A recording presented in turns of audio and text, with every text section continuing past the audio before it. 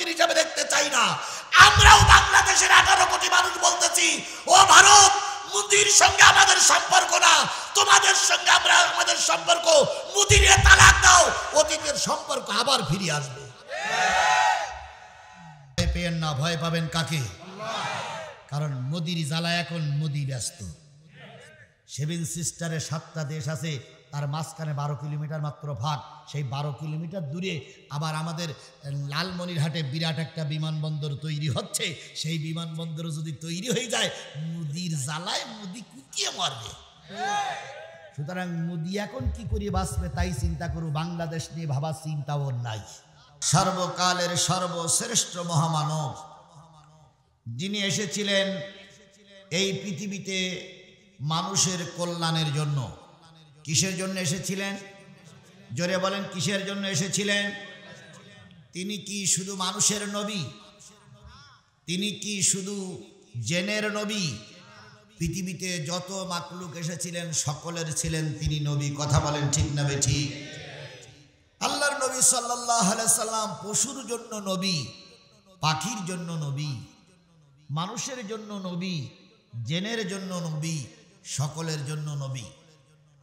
আমরা ছোটবেলায় একটা গল্প পড়েছি 3-4-এ, যে একটা বাচ্চা, একটা ছেলে পাখির বাসার থেকে একটা বাচ্চা নিয়ে আসলো। পড়েছেন না আপনারা?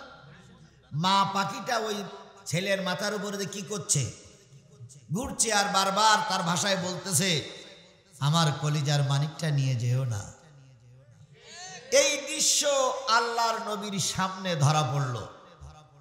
নবী ছেলেটারে বললেন, ওহে বালক, দেখেছো তুমি বাচ্চাটা ধরে নিয়ে আসছো বলে মা কিভাবে কাকুতি মিনতি করছে? তুমি দয়া করে বাচ্চাটারে তার মায়ের বাসায় আশ্রয়স্থলে রেখে এসো। ছেলেটি বাচ্চাটারে রেখে আসলো। মা পাখিটা ওই বাসায় এসে বাচ্চার গালে চুমা দিয়ে আদর করলো। নবী বললেন, দেখেছো মা তার সন্তানকে কত ভালোবাসে? তাহলে রসুল সাল্লাল্লাহু আলাইহি সাল্লাম ছিলেন একটা পাখির জন্য নবী। আল্লাহ নবীর দরবারে একজন লোক আসলেন ভিক্ষা করার জন্য। ইয়া রাসূলুল্লাহ, একটু ভিক্ষা দেন, সংসারে বড় অভাব। নবী বললেন, তুমি ভিক্ষা করো কেন? লোকটি উত্তর দিলেন, ইয়া রাসূলুল্লাহ, আয় রোজগার করার মতন কেউ নাই। নবী বললেন, তোমার বাড়িতে বেচা কেনার মতন কি কিছু আছে? লোকটা বললেন, একটা গায়ের চাদর আছে আর একটা পানির লোটা আছে।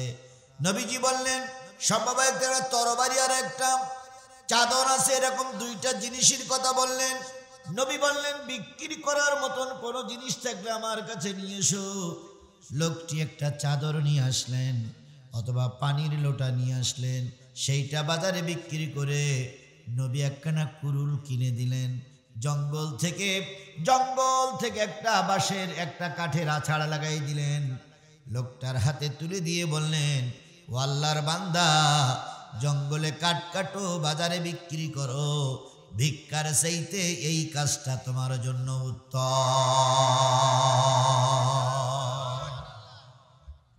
লোকটি কুড়াল নিয়ে জঙ্গলে গেল, জঙ্গলে কাঠ কাটলো, বাজারে বিক্রি করে বছর ঘুরতে না ঘুরতে সংসারের সচ্ছল অবস্থা ফিরে আসলো। 1 বছর পরে কিছু হাদিয়া নিয়ে নবীর দরবারে উপস্থিত। আল্লাহর নবী বললেন, তুমি সেই 1 বছর আগে এসেছিলে সেই লোকটা না? ইয়া রাসূলুল্লাহ, হ্যাঁ।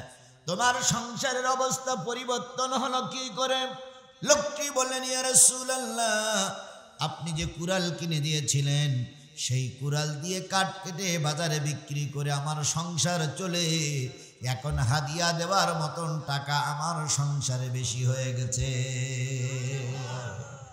তালি নবী ওই গরিব লোকটার ব্যথাও বুঝেছিলেন।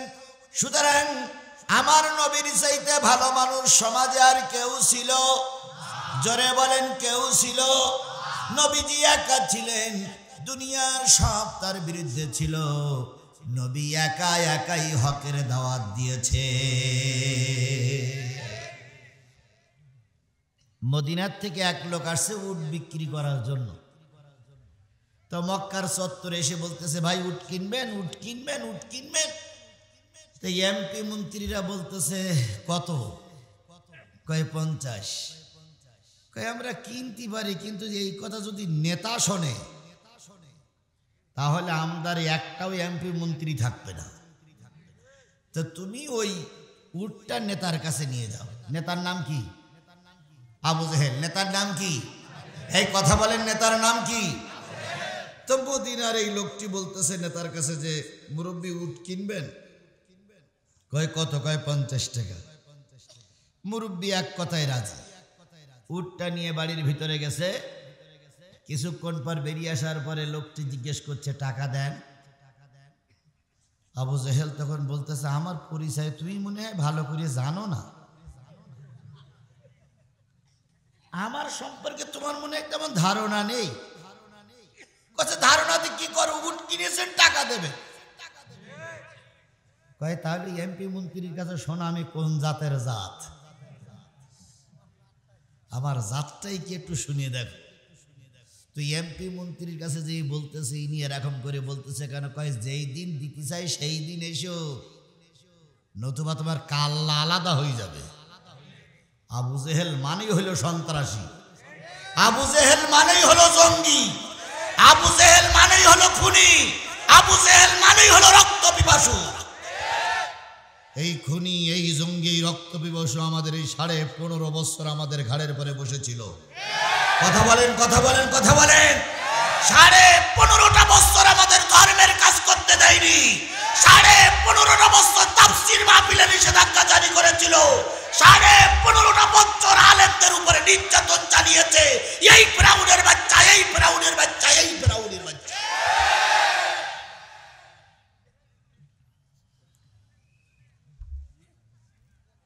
তো লোকটি বলতেছে কবে দেবেন? কয় 1 মাস পরে এসে। তো লোকটি ভয়ে চলে গেছে। 1 মাস পরে আসলো। 1 মাস পরে আসার পরে বলতেছে নেতা টাকা। কয় আরো 1 মাস পরে এসে। 3 মাস চলে গেল। কয় টাকার উঠ? জাতি আসতে 30 টাকা খরচ, তাহলে থাকলো কত? লোকটি চিন্তা করতেছে আজকে টাকা হয় দেবে নাই না দেবে, হয় আজকে টাকা আদায় করব নাই দাবি ছেড়ে দিয়ে চলে যাব, কারণ আর 2 মাস আসলে তো উটির চাইতে বেশি খরচ হয়ে যাবে। লোকটি এসে বলতেছে নেতা টাকা দেন। এই আরো 1 মাস। লোকটা বলতে আমার 30 টাকা খরচ হয়ে গেছে, 50 টাকা উটির দাম, 30 টাকা খরচ হয়ে গেছে, আজকে দেন। আবু জেহেল তখন বলছে বেশি কথাবার্তা বললি বলো তোর নামে 36টা মামলা দেব, আর বিচারপতি বলো আমার, ওসি বলো আমার, এসপি বলো আমার, ডিসি বলো আমার, কিয়ামতের আগে জামিন পাবি না, ভদ্রলোক পানা বাড়ি যা। লোকটা তখন চিন্তা করতেছে কারণ না কারোর কাছে বিচার দিতে হবে, কিন্তু বিচার দেব কার? কার সব তো ওরাই। ও ভাই বলেন সব ওরা ছিল না? বিচার করার মতন কোন জায়গা ছিল? নালিশ করার মতন কোন জায়গা ছিল? থানায় গেছি মামলা নেয়নি, কোর্টে গেছি মামলা নেয়নি, এসপি সাহেবের কাছে কিছু উল্টো মামলা দিয়ে জেলে ঢুকাই দিয়েছে। নালিশ করার মতন কোন জায়গা তৎকালীন লোকেরও ছিল না, এই বিগত 15 বছর লোকেরও ছিল না। অবশেষে লোকটা যখন ফিরে যায়, একজন ব্যক্তি বলছেন ভাই কি ঘটনা? কয় টাকা দেয়নি আর দেবে বলে মনে হয় না, কারণ এ সে জাতের জাত না, এ শুধু খাওয়া জাত, দেওয়া জাত না। শুধু বলে জাত যাচ্ছে নিয়ে আয় নিয়ে আয় নিয়ে আয়, মনে হয় যেন গাই গরু দোচ্ছে। ওরা শুধু খাতি জানে কিন্তু দিতি জানে। একজন লোক বলল ভাই তুমি কি সুষ্ঠু বিচার চাও? কয় বিচার করবে কে? লোকটি বললেন কাবার উত্তর প্রান্তের একজন লোক বসে আছে, তার ডাইনে বামে কোনো লোক নাই, এই লোকটার কাছে গেলে তুমি সুষ্ঠু বিচার পেয়ে যাবে। কাবার উত্তর পাশে যিনি বসে আছেন তিনি কে? মুহাম্মদুর রাসূলুল্লাহ সাল্লাল্লাহু আলাইহি সাল্লাম। এই মদিনার লোকটি মুহাম্মদ কেডা আর আবু জেহেল কেডা এটা চেনে না। তো উত্তর প্রান্তের যেই বলতে ভাই আসসালামু আলাইকুম, ওয়ালাইকুম আসসালাম, কি খবর ভাই? কই ওই যে ওই নেতা, ওই বাড়ির যে নেতা, উনি আমার কাছে উট কিনেছে, 3 মাস হয়ে গেছে, 50 টাকা উটির দাম, আসতে যাতে 30 টাকা খরচ হয়ে গেছে, এখন আবার বলছে সামনের মাসে এসো। তো লোকজনকেও বিচার করতে পারছে না, আপনার দেখাই দিল, তা আপনি যদি দয়া করে একটু। বলার সাথে সাথে আল্লাহ নবী সোজা হয়ে দাঁড়ালেন, সুবহানাল্লাহ, আরো জোরে সুবহানাল্লাহ। নবী লোকটির হাত ধরে আবু জেহেলের বাড়ির সামনে যেয়ে দাঁড়ালেন, নেতারে ডাক দিয়ে বলতেছে, চাচা, মুরব্বী নেতা। কে? আব্দুল্লাহর বেটা মোহাম্মদ। কি খবর বাবাজি, একটু বাইরে আসেন। আবু জেহেল বাইরে এসে দাঁড়াইছে, নবী এই উটওয়ালাকে ডেকে বলতেছে, এই লোকটার কাছ থেকে আপনি উট কিনেছেন? হ্যাঁ কিনেছে। টাকা দেন না কেন? 3 মাস বলে টালাচ্ছে। আবু জেহেল ওই লোকটার পরে ধমক দিয়ে বলতেছে, নালিশ করার জায়গা পেলি না, তুমি ওই মুহাম্মদের সঙ্গে নালিশ করেছো। ওসব কথা পরে, টাকা দেবেন কিনা? আবু জেহেল বলতেছে, মুহাম্মদ সাল্লাল্লাহু আলাইহি ওয়াসাল্লাম আমাকে একটু ঘর পর্যন্ত যেতে দাও, যাবো আবো, টাকা নিয়ে আসবো। এই সেই 50 টাকা দিয়ে বলতেছে, ভাই একটু দেরি হয়ে গেছে, কিছু মনে করিও না, একটু দেরি হয়ে গেছে, কিছু কি করিও না মনে করো। লোকটি টাকা নিয়ে চলে গেলেন। আবু সুফিয়ান, উতবা, সাহেবা, ওয়ালিদ ইবনে মুগিরা, আবু জাহেল যে হাজির, আবু জাহেলের বাড়ির সামনে হাজির। নেতা, সেই তো টাকা দিলেন, এতদিন ঘুরলেন কে? সেই তো টাকা দিলেন, তা ঘোলাই খেলেন কে? দিয়ে দিলেই তো ঝামেলা মরে যেত, আপনি তো কারোর ভয় পান না, আজকে দেখলাম মোহাম্মদের ভয় পাইছেন। তখন বলতেছে, ওরে না, মোহাম্মদ যখন টাকা ছিল, যে অবস্থা আমি দেখেছি, তোরা যদি ওই অবস্থা দেখতি, সব করার পায়খানা হয়ে যেত। আবু সুফিয়ান বলতে, নেতা কি দেখেছেন? কই দেখলাম মোহাম্মদ বলতেছে উঠাওয়ালা টাকা দেন, আর 2 পাশে দেখলাম 2 জন তরবারি ধরে দাঁড়াই আছে, ইশারাকে বলতে, টাকা ফেল নতুবা কাল্লা আলাদা হয়ে যাবে, টাকা ফেল কাল্লা, টাকা ফেল কাল্লা। সেই ভয়তে আমি টাকা দিয়েই দিছি, নতুবা আমার কাল্লা কি হতো, আলাদা হয়ে যেত। আমার ভাইয়েরা, নবী ছিলেন ওই সমাজে কয়জন? আর নবীর পক্ষে কেউ ছিল না, কে ছিল? আরো জোরে বলেন, কেউ ছিল না, কে ছিল? নবী হকের পক্ষে দাওয়াতে কাজ করেছে, দুনিয়ার সব মানুষ নবীর বিরুদ্ধে, কিন্তু আমার আল্লাহ নবীকে বিজয়ের বেশেই ঘরে এনে দিয়েছে।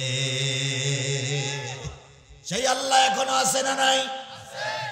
আরো জোরে বলেন, আছে না নাই?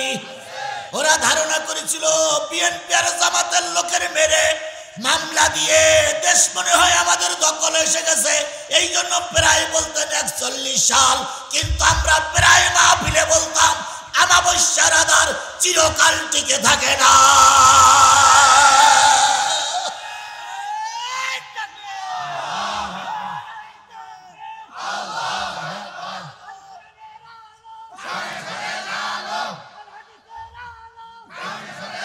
আমি অনেকবার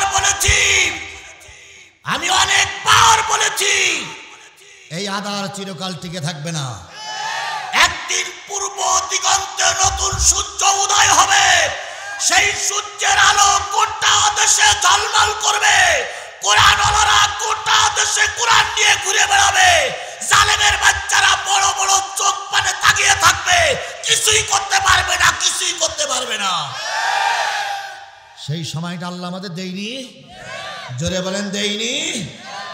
আধারে ভয় পেও না, আধারে ভয় পেও না, আলো আছে আড়ালে, জালিমেরা পালিয়ে যাবে তুমি উঠে দাঁড়ালে।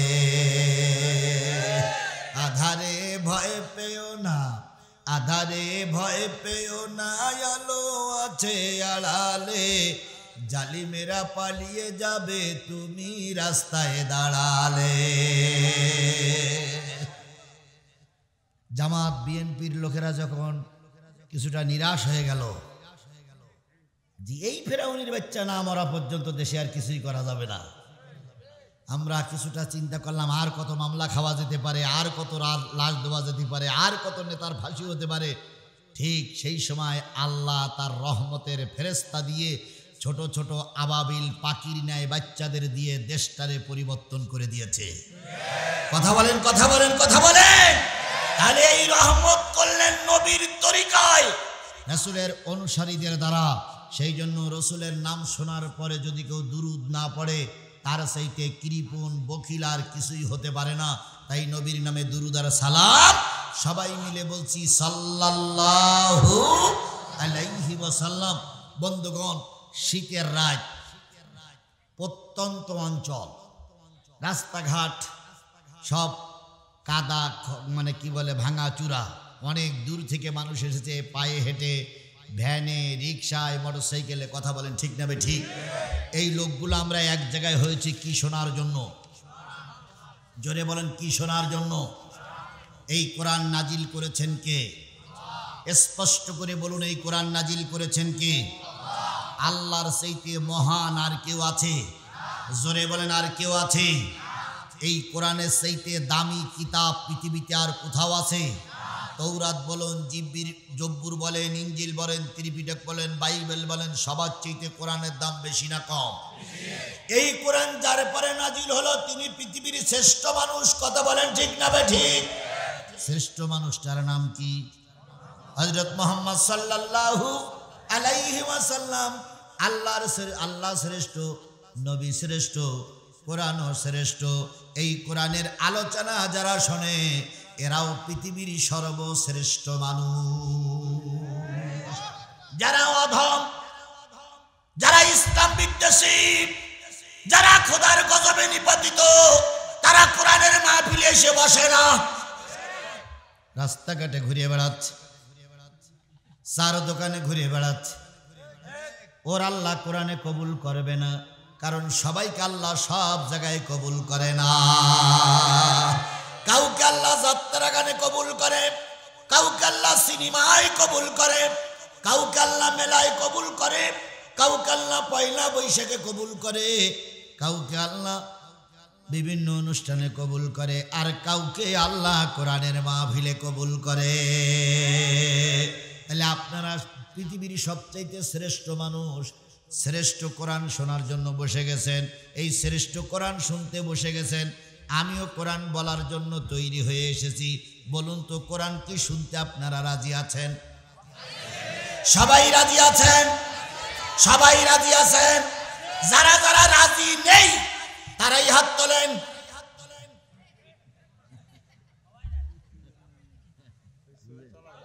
রাজি? সবাই রাজি? আচ্ছা বলুন, এখানে সম্মানিত আওয়ামী লীগের সম্মানিত ভাইরা আছে না নাই? সম্মানিত বিএনপির ভাইরা আছে না নাই? সম্মানিত জামাত ইসলামের ভাইরা আছে না নাই? এই কোরআন কি আওয়ামী লীগের জন্য? আওয়ামী লীগের বিপক্ষে? এই কোরআন কি বিএনপির জন্য? বিএনপির বিপক্ষে? এই কোরআন কি জামাত ইসলামের জন্য? জামাত ইসলামের বিপক্ষে? না, এই কোরআন সকল মানুষের জন্য। হুদাল লিন-নাস, মানুষের জন্য হেদায়েত। যে ব্যক্তি মানুষ, সেই ব্যক্তি কোরআনের মাহফিলে বসবে। তাহলে যারা মানুষ না অমানুষ তারাই বাইরে থাকতে পারে।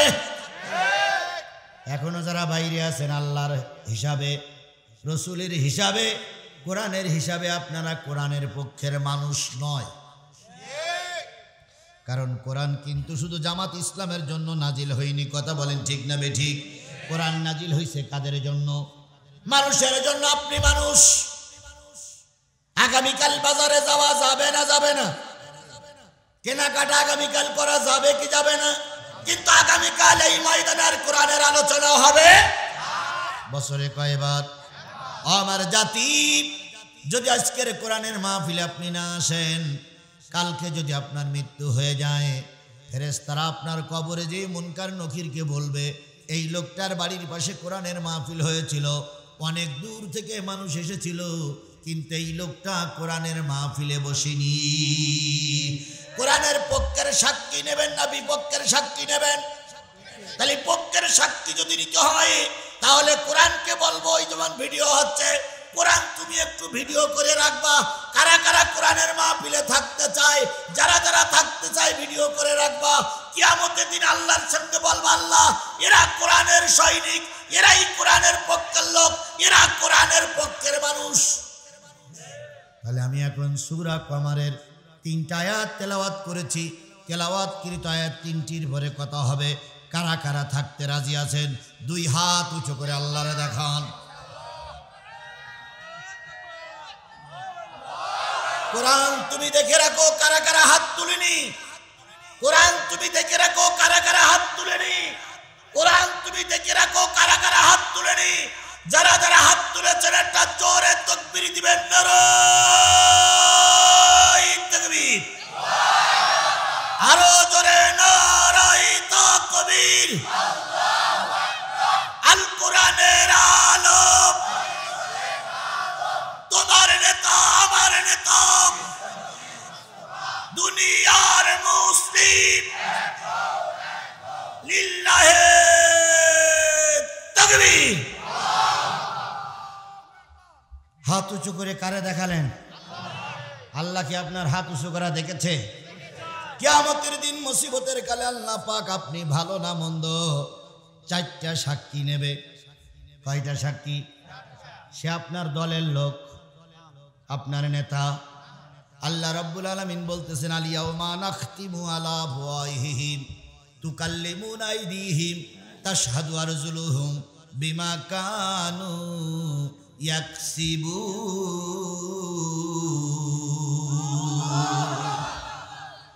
প্রথম সাক্ষী জবান বন্ধ হবে, হাত কথা বলবে, পা সাক্ষী দেবে।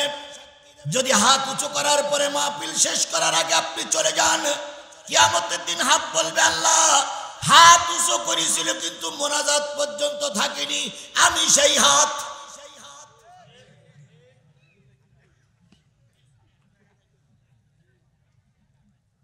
এই হাত কিন্তু আপনার পক্ষেও কথা বলতে পারে, বিপক্ষেও কথা বলতে পারে। সূরা ইয়াসিনে বললেন কি বন্ধ হবে? হাত কথা বলবে, পা সাক্ষী দেবে। পা বলবে, আল্লাহ বক্তা আলোচনা করেছিল ঠিক, কিন্তু বিনা প্রয়োজনে হেঁটে হেঁটে বাড়ি গেছিল। তাহলে হাত আর পা পক্ষে সাক্ষী দেখ না বিপক্ষে সাক্ষী দেখ? তাহলে পক্ষে যদি সাক্ষী দেয় তাহলে আমার মোনাজাত না হলে আপনি যেতে পারবেন না। গিলেয়া আমার হাত আর এই পা আপনার বিপক্ষে সাক্ষী দেবে। 2 নম্বর, ওয়া আখরাজাতিল আরদু আসফালাহা, মাটি তুই বল আমার বান্দা সম্পর্কে কি জানিস? মাটি বলবে, আল্লাহ অমুক জায়গার মাদ্রাসার হরিনা গোমরার মাহফিলে তারা ছিল, হাত উঁচু করেছিল, আমি মাটি আমার পরে বসেছিল, এরপরে 10 মিনিট পরে তারা চলে গিয়েছিল, আমি সাক্ষী এই মানুষটা শেষ মোনাজাত পর্যন্ত ছিল না। যান যান যান, এই মাটি আপনার বিরুদ্ধে কথা বলবে। মিনহা খলাকনাকুম ওয়া ফিহা নুইদুকুম ওয়া মিনহা নুখরিজুকুম তারাতান। মাটি বলবে, আল্লাহ আমার এই জমিনের পরে বসে হাত উঁচু করেছিল কিন্তু শেষ পর্যন্ত থাকিনি। কয়টা গেল? কিরামান কাতিবিন ইয়ালামুনা মা তাফআলুন। 3 নম্বর সাক্ষী, সম্মানিত 2 জন ফেরেশতা কাঁধে বসে আছে না নাই? এখন বুঝি নাই। আপনার হাত উঁচু করা তারা কি দেখেছে? আপনি হাত উঁচু করেছেন, কি শুনবেন বলুন তো? ফেরেশতা দেখেছে না দেখেনি? এইবার এই হাত উঁচু করার পরে যদি আমার মোনাজাতের আগে চলে যান, ফেরেশতারা বলবে, আল্লাহ এ মুনাফিক মুনাফিক মুনাফিক, হুজুরের সামনে হাত উঁচু করেছিল কিন্তু শেষ পর্যন্ত থাকিনি। যেতে পারেন, ধরা খাবেন আপনি। আপনার কবরে আমি যাব না, আমার কবরে আপনার যাওয়ার দরকার নেই। কয়টা সাক্ষী বাবা গেল? মা বোনেরা আপনারাও শোনেন, শুধু হাসাহাসি করেন না। আপনাদের কাঁধেও কিন্তু ফেরেশতা বসে আছে। কয়টা? 4 নম্বর ইকরা কিতাবাকা কাফা বিনাফসিকা আল-ইয়াওমা আলাইকা হাসিবা। কিয়ামতের দিন আল্লাহ বলবে, বান্দা আমলনামা ধর, তোর আমলনামা তুই পড়, আমি বিচার করব না, তুই পড়। সেদিন বলবে আল্লাহ, আমলিক করতাম, এক রাত্রি 50টা ভোট দিলাম, আল্লাহ আমার এই আমলনামায় লেখা আছে আমি মিথ্যে কথা বলতাম, আল্লাহ আমার আমলনামায় লেখা আছে আমি লোকের ফাঁকি দিতাম, আল্লাহ আমার আমলনামায় লেখা আছে পকেটে টাকা ছিল, 20টা টাকা চাইছিল হুজুর আমি দেইনি মাদ্রাসার জন্য, আল্লাহ আমার আমলনামায় লেখা আছে। আল্লাহ এবার বলবে, তুই বল, আমি তোর বিচার করব না, তুই বল তুই জান্নাতি না জাহান্নামী। আল্লাহ আমার কাছে জিজ্ঞেস করো, আপনার কাছে জিজ্ঞেস করো তুই জান্নাতি না জাহান্নামী। সেদিন নিরুত্তর হয়ে যাবেন, আল্লাহ আপনাকে জাহান্নামে দিয়ে দেবে। তাহলে কয়টা সাক্ষী? জোরে বলেন কয়টা সাক্ষী? এই 4টা সাক্ষী আপনার পক্ষে আসুক, এটা কি চান? সবাই চান? সবাই চান? তাহলে আজকে এখনই প্রতিজ্ঞাবদ্ধ হতে হবে, হুজুরের মোনাজাত না হওয়া পর্যন্ত আমরা ময়দান ছেড়ে চলে যাব। কিছু কিছু লোক মনে করতেছে যে কায়দায় চারিদিক থেকে দড়ি দিয়ে বেঁধে নিল, আজকে তাহাজ্জুদ না পড়েই ছেড়ে দেবে না। আপনারা সবাই জানেন, আমিও স্পষ্ট করে বলতেছি, আমি 12টার উপরে ওয়াজ করা বক্তা নই। এটা আপনারা কি আজকে আমার নতুন দেখতেছেন? তাহলে এখন বাজে হলো 10টায় 50, তাহলে 12টা বাজতে আর কয় মিনিট বাকি? 1 ঘন্টা আলোচনা হবে, 10 মিনিট মোনাজাত। এই 1টা ঘন্টা আল্লাহর কোরআনের জন্য থাকা যাবে? জোরে বলেন যাবে? আরো জোরে বলেন যাবে? তাহলে আল্লাহ আপনাকে আমাকে 1টা ঘন্টার জন্য কবুল করুক। ভাই যদি যেতেই জানতে আগেই যান, কারণ আমি আলোচনা শুরু করলে আপনি যদি ওঠেন তাহলে খোদার গজবে নিপতিত হবেন আপনি। কারণ আমি এখন কিসের থেকে আলোচনা করব? কোন সূরা? সূরা কমার কয়টা আয়াত? 3টা আয়াতের পরে ভিত্তি করে বর্তমান প্রেক্ষাপটের সঙ্গে মিলাই দেওয়ার জন্য চেষ্টা করব ইনশা। তার আগে ছোট্ট করে একটা বলি, আমি এতক্ষণ হাফিজি মাদ্রাসায় বসা ছিলাম, টিন সেট, আর কার কার কাছে নেই? তাহলে সবার কাছে আছে, সবার কাছে আছে না? সবার কাছে আছে না? এবার 20 টাকা নেই, 10 টাকা তো আছে, আবার 50 টাকাও তো আছে। 50 টাকা, 10 টাকা, 20 টাকা, 30 টাকা, 100 টাকা, 200 টাকা, 500 টাকা, 1000, 2000, 5000, 10,000 দিয়ে সাহায্য করবেন, কেউ মাহরুম করবেন না। সবাই একটু পকেটে হাত দেন তো। এটা ওই ছেলের কই দেন, এই ছেলে এই টাকা বলো তোমার দেয়নি, এ টাকা তোমার দেয়নি বলো, এই টাকা তুমি ব্যাগে দেবা, যেহেতু তোমার কাছে নেই। এই ব্যাগে, ওই ব্যাগের কাছ থেকে নিয়ে নেন, বাস ব্যাগের কাছে দেন। মাশাআল্লাহ ভাই, এই ছেলে তাড়াতাড়ি তাড়াতাড়ি, খুব তাড়াতাড়ি। আল কোরআনের আলো, তোমার নেতা আমার নেতা, দুনিয়ার মুসলিম,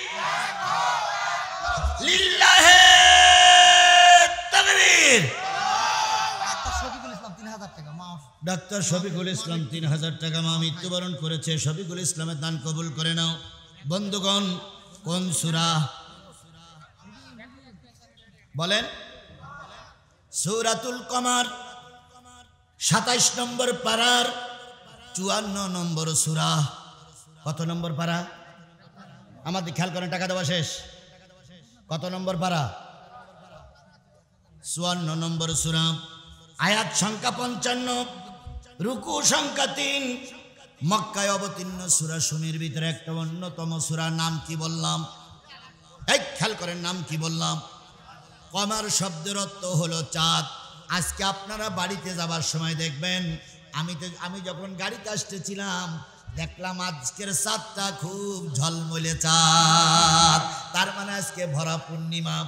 এই ভরা পূর্ণিমার চাঁদ আল্লাহর নবীর সামনে একদিন এসেছিলেন পরীক্ষা স্বরূপ। আল্লাহর নবীর সামনে এই চাঁদের দিনে, এই ভরা পূর্ণিমার চাঁদের দিনে 15 তারিখে চাঁদের 15 তারিখের রাত্রিতে আল্লাহ সূরা কমার নাজিল করেছিলেন মক্কায়। আমি সেই সূরা কমারটা আপনাদের সামনে তেলাওয়াত করেছি। আরো একজন 14,000 টাকা, বাপমা রুহের মাগফিরাতের জন্য 1,000 টাকা, আল্লাহ কবুল করুক। আমার ভাইয়েরা, কমার শব্দের অর্থ কি? মুসলমান সবাই মিলে বলেন, কমার শব্দের অর্থ কি? চাঁদ।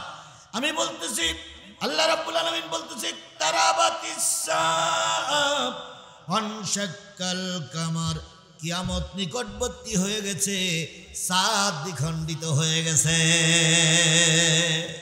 সেই চাঁদ আজকে আমাদের মাথার উপরে। এই চাঁদ আল্লাহ রাব্বুল আলামিন দ্বিখণ্ডিত করেছিলেন এই দিনকে প্রচারের জন্য। আল্লাহর নবী সাল্লাল্লাহু আলাইহি সাল্লাম যখন ধর্মের দাওয়াত দিতে শুরু করলেন, ধর্মের দাওয়াত দিতে যখন শুরু করলেন, আবু জেহেল প্রথম লোভ দেখালো। ভাতিজা, চেহারা তো খুব সুন্দর, বচন ভঙ্গিও খুব ভালো, তুমি আসলে একটা ভালো মানুষ, নতুন ধর্মের দাওয়াত দিচ্ছ কেন? তোমার উদ্দেশ্য কি? টাকা কামাই নে? কত টাকা নেবা? নবীজি বললেন, চাচা, টাকার লোভ আমার নাই। তাহলে কেন কালেমার দাওয়াত দাও? কয়, কালেমার দাওয়াত দেওয়ার জন্য আদেশ করেছে কে? আরো জোরে বলেন, কালেমার দাওয়াত দেওয়ার জন্য আদিষ্ট করেছেন কে? আজকেও সেই কালেমার দাওয়াত আমার সমাজে দিতে হবে। এটা শুধু জামাতে ইসলামের বক্তব্য নয়, এ বক্তব্য সকল মুসলমানের।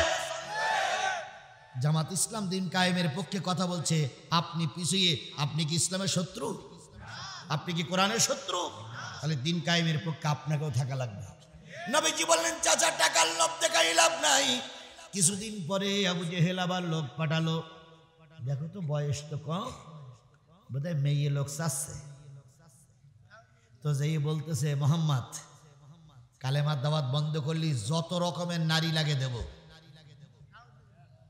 কিন্তু একটা কাজ বন্ধ করতে হবে, কালেমার দাওয়াত দেওয়া যাবে না।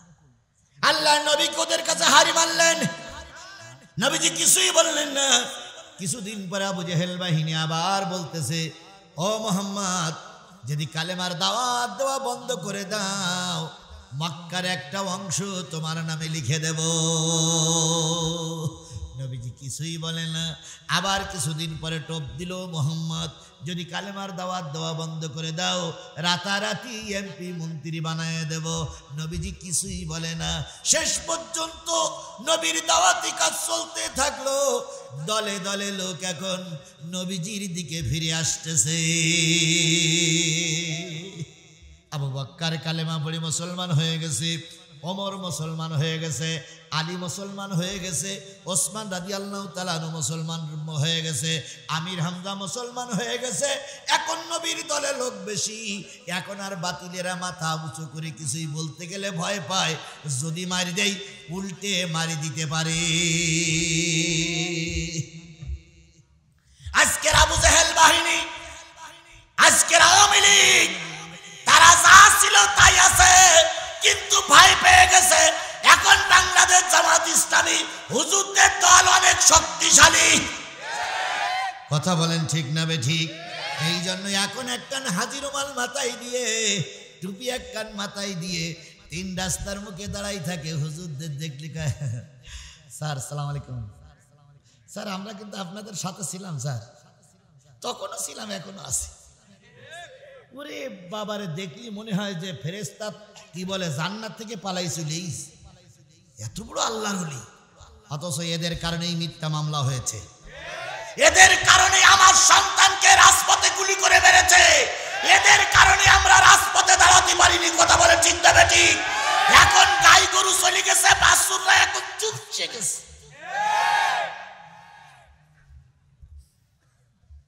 আবার এখন বলতেছে আমাদের ম্যাডাম আবার আসবে,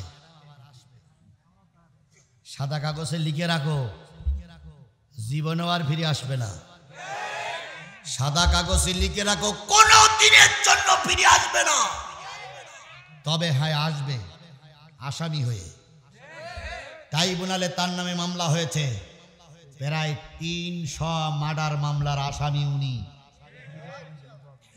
সুতরাং আসবে, কোর্টে বিচারের জন্য আসতে হবে, আদালতে বিচার করে এই 300 হত্যাকারীর বিচার করে ওকে অবশ্যই ফাঁসির কাস্টে ঝুলানো হবে। বাংলাদেশের মসনদে বসতে আর আসতে দেওয়া হবে না, হবে না, হবে না। এখন বলতেছে আসবো, একটু এসে দেখো। জনগণ সব লাঠিতে তেল মাখাই তোমারে খুঁজতেছে। 6 মাস আগের আওয়ামী লীগ আর 6 মাস পরের আওয়ামী লীগ এক নয়। কথা বলেন, কথা বলেন, কথা বলেন। আমরা আপনাদের শত্রু নই, শুধু একটাবার বলতেছি, হয় তওবা তিল্লা করে ফিরে আসো, নতুবা আবার যদি ওই গান গাও, তোমার লিডারের যে অবস্থা হয়েছে তোমারও সেই অবস্থা হবে। মানুষ ক্ষমা করতে জানে, কিন্তু বারবার অন্যায় করলে ক্ষমা করা হবে না। মৃত্যু নানা নানির মাগফিরাতের জন্য 500 টাকা, সংসারে শান্তির জন্য ফয়াসাল আহমেদ প্রবাসী হরিণা 10,000 টাকা বাকি। এরপরে হলো ফাতেমা মৃত্যু স্বামীর জন্য 1,000 টাকা বাকি। এরপরে হলো খোদেজা দিঘি রত্না, এর 500 টাকা। ভাইরা মতিয়ারের বিআই বগুড়া 2,000 টাকা। এই বগুড়ার মানুষ 2,000 টাকা। আমার ভাইরা, সুতরাং যে কথাটা বলতে চাচ্ছি সেটা হলো, শেখ হাসিনারে আমরা নিয়ে আসবো বিমানের চাকায় বেঁধে। গোটা বিশ্বের মানুষ দেখবে যে শেখ হাসিনা নিয়ে যাচ্ছে, ট্রাইব্যুনালের ময়দানে এসে বিচার করা হবে। সেই বিচারের রায় বাংলার মানুষ দেখবে। কথা বলেন ঠিক না বেঠিক? দয়া করে দেশের স্বার্থে কাজ করো, ইসলামের স্বার্থে কাজ করো, উল্টোপাল্টা করো না। আল্লাহ নবী সাল্লাল্লাহু আলাইহি সাল্লামকে লোভ দেখাচ্ছেন, লোভে নবী কান দিলেন না। নবীর দলে এখন লোক বেশি না কম? আরো জোরে বলেন, বেশি না কম? তাহলে বেশি লোক যদি দলে থাকে, বাতিলের ভয় পাওয়ার কোনো সুযোগ নাই। আগে যখন আজিজুল ইসলাম জিহাদি ওয়াজ করত, বারবার ডাইনে বামে পিছনে তাকানো লাগতো। না জানি পুলিশ ঢুকলো কিনা, না জানি এদিকটা আসলো কিনা। রাস্তায় 7 জন পুলিশ থাকলে আমার সাথী আব্দুর রহমানকে ডেকে বলতাম, দেখো তো পুলিশ কি বলতেছে। কিন্তু এখন কি আর সেই পরিবেশ আছে? ডাইনে বামে সামনে পিছনে সব ইসলামী আন্দোলনের নেতা কর্মীরা। কথা বলেন, কথা বলেন। সেদিক অনেক নেতা কর্মীরা মঞ্চে হুঙ্কার দিয়েছিলে, আজকে যদি কথা বন্ধ করে এরকম হুঙ্কার আসে, জনগণ জিব্বা টেনে কুকুরি দিয়ে খাওয়াবে। এই বাংলায় তোমাদের হুঙ্কার আর সহ্য করা হবে না। আল্লাহর নবীর দলে এখন লোক বেশি, নবী কি ভয় পেয়ে যাবে? এখন নবীজি দিনের কাজ শুরু করলেন। আবু জেহেল চিন্তা করলো, নবীকে তো দমন করা যাচ্ছে না, তবে দমন করতে গেলে নবী যেমন হুজুর, আর একজন হুজুর লাগবে। কারণ হুজুর দিয়ে হুজুরি দমন করা যায়, সাধারণ লোক দিয়ে হুজুর দমন করা যায় না। পৃথিবীতে যুগে যুগেই যখন জালেম সরকারেরা পারেনি, তখন হুজুরদের দলের লোক কি বলে কিনে নিয়ে হুজুরদের বিরুদ্ধে লাগাই দিয়েছে। আমাদের দেশে তাই হয়নি?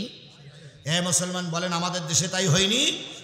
আল্লামা সাঈদীর পরে, আল্লামা সাঈদীর মৃত্যুর রায়ের পরে এই যে দিনাজপুরি আনন্দ মিছিল করিনি, বিরামপুরি আনন্দ মিছিল হয়নি, সব করেছিল টুপিওয়ালারা। কথা বলেন ঠিক না বেঠিক? যুগে যুগেই জালেমরা হুজুর কিনতে চায়। আবু জেহেল চিন্তা করলো, মুহাম্মদকে যদি ঠকাইতে হয়, মুহাম্মাদের মতন একটা হুজুর কেনা লাগবে। যত টাকা লাগে হুজুর কিনে মুহাম্মাদের বিরুদ্ধে ফতোয়া দেওয়া লাগবে। এখন হুজুর পাওয়া যায় কই? কোন হুজুর টাকায় বিক্রি হবে? সব হুজুর তো টাকায় বিক্রি। সব হুজুর কি টাকায় বিক্রি হয়? জোরে বলেন, সব হুজুর কি টাকায় বিক্রি হয়? সব হুজুর যদি টাকায় বিক্রি হতো, তাহলে ইসলাম এতদিন ধ্বংস হয়ে যেত। আবু জেহেল, আবু সুফিয়ান, উতবা, সাইবা, মুগীরারা চিন্তা করলো, হুজুর পাওয়া যায় কই? একজন বলল, এই তাওরাত জব্বুর ইনজিলের জ্ঞানে জ্ঞানী লোক যারা, তারা মদিনায় আছে, চলো আমরা মদিনায় যাই, দেখি কোনো হুজুর ভাড়া করা যায় কিনা। হুজুরকে বলতে হবে হুজুর যত টাকা লাগে দেব, কিন্তু সত্য হলো মোহাম্মদকে ঠকাই দিতে হবে, কারণ মোহাম্মদ ধর্মের কথা বলতেছে, দিন দিন ধর্ম তার উপরে উঠতেছে। এই অবস্থায় যদি চলতে থাকে একদিন ইসলাম বিজয় হয়ে যাবে। কোন সূরার আলোচনা চলছে? সূরা কমারের কয়টা আয়াত? একদম জায়গায় জায়গায় লাগাই যাব, জায়গায় জায়গায় লেগে যাব ইনশাল্লাহ। একটু খেয়াল করেন, 5 জন লোক, আবু জেহেল, আবু সুফিয়ান, আবু লাহাব, উতবা, সায়েবা, 5 জন বড় বড় মক্কার লিডার অনেকগুলো টাকা নিয়ে মদিনায় চলে গেল। মদিনায় যেয়ে খুঁজতে লাগলো যে এই মদিনায় সবচেয়ে বড় বক্তা কেডা, মদিনায় সবচেয়ে বড় হুজুর কেডা। একজন বলে দিল অমুক জায়গায় একটা বাড়ি দেখা যায়, ওই বাড়িতে একটা মুরব্বী আছে, নাম তার কাব। কি নাম? কাব। এই কাবের 2টা ছেলে আছে, একজন হলো কাব ইবনে মালিক আর একজন হলো কাব ইবনে আশরাফ। এই কাব ইবনে মালিক হলো বিশ্ববরণ্য একজন আলেম, তিনি বিরাট জাকজমট নিয়ে চলেন। তিনি যখন রাস্তায় বাহির হয় 70টা উট তার পিছনে ব্যারিকেড দিতে দেওয়ার জন্য যায়, তার পিছনে শুধু স্লোগান চলে, কাব ইবনে মালিকের আগমন, শুভেচ্ছা স্বাগতম, প্রধান বক্তার আগমন, শুভেচ্ছা স্বাগতম। কাব ইবনে মালিককে দিয়ে চলো, আমরা আছি তোমার সাথে, বিরাট হুজুর। তো মুরব্বীর কাছে এই 5 নেতা যে বলতেছে, মুরব্বী আপনার এই একটা ছেলে হুজুর আছে না? হ্যাঁ আছে। আমাদের এই গ্রামে একটা হুজুর মাথা উঁচু করিস, এই হুজুরির দলে দিন দিন লোক চলে যাচ্ছে, আমাদের ভয় হচ্ছে যে এই হুজুর একদিন মক্কা ইসলাম প্রতিষ্ঠা করে ফেলবে। তাই এই হুজুরকে ঠকানোর জন্য আপনার ওই হুজুরির কাছে আসা, আপনার ছেলের হুজুরির কাছে আসা, দয়া করে একটু পরিচয় করাই দেন। মুরব্বী ডাক দিল, মালিক। লাব্বাই কি আব্বুল, দেখো তো মুরব্বীরা কি বলে। মুরব্বীদের সঙ্গে বোঝাপড়া হলো। কাব ইবনে মালিক বলল, আপনারা যে জন্য এসেছেন তাওরাত জব্বুর ইনজিলে এই ব্যাপারে অনেক লেখালেখি আছে, সুতরাং চিন্তার কোনো কারণ নাই। আমি আপনাদের ওই হুজুরকে ঠকাই দেব, বিনিময়ে আমাকে 7 বস্তা সোনার টাকা দেওয়া লাগবে। কয় বস্তা? আরেকটু জোরে বলেন না, কয় বস্তা? তাহলে এত বড় হুজুর তাওরাত জব্বুর ইনজিলের জ্ঞানে জ্ঞানী বিক্রি হলো কয় বস্তা টাকায়? আমাদের সমাজে, আমাদের দেশে, এই বাংলাদেশে এমনও হুজুর ছিল যারা টাকায় বিক্রি হয়ে আল্লামা সাঈদীর বিরুদ্ধে ফতোয়া দিয়েছে। কথা ঠিক না বে ঠিক? আর একটু জোরে বলেন, ঠিক না বে ঠিক? একজন বক্তা, তার একটা ডায়লগ ছিল, ঢেলে দেই ঢেলে দেই।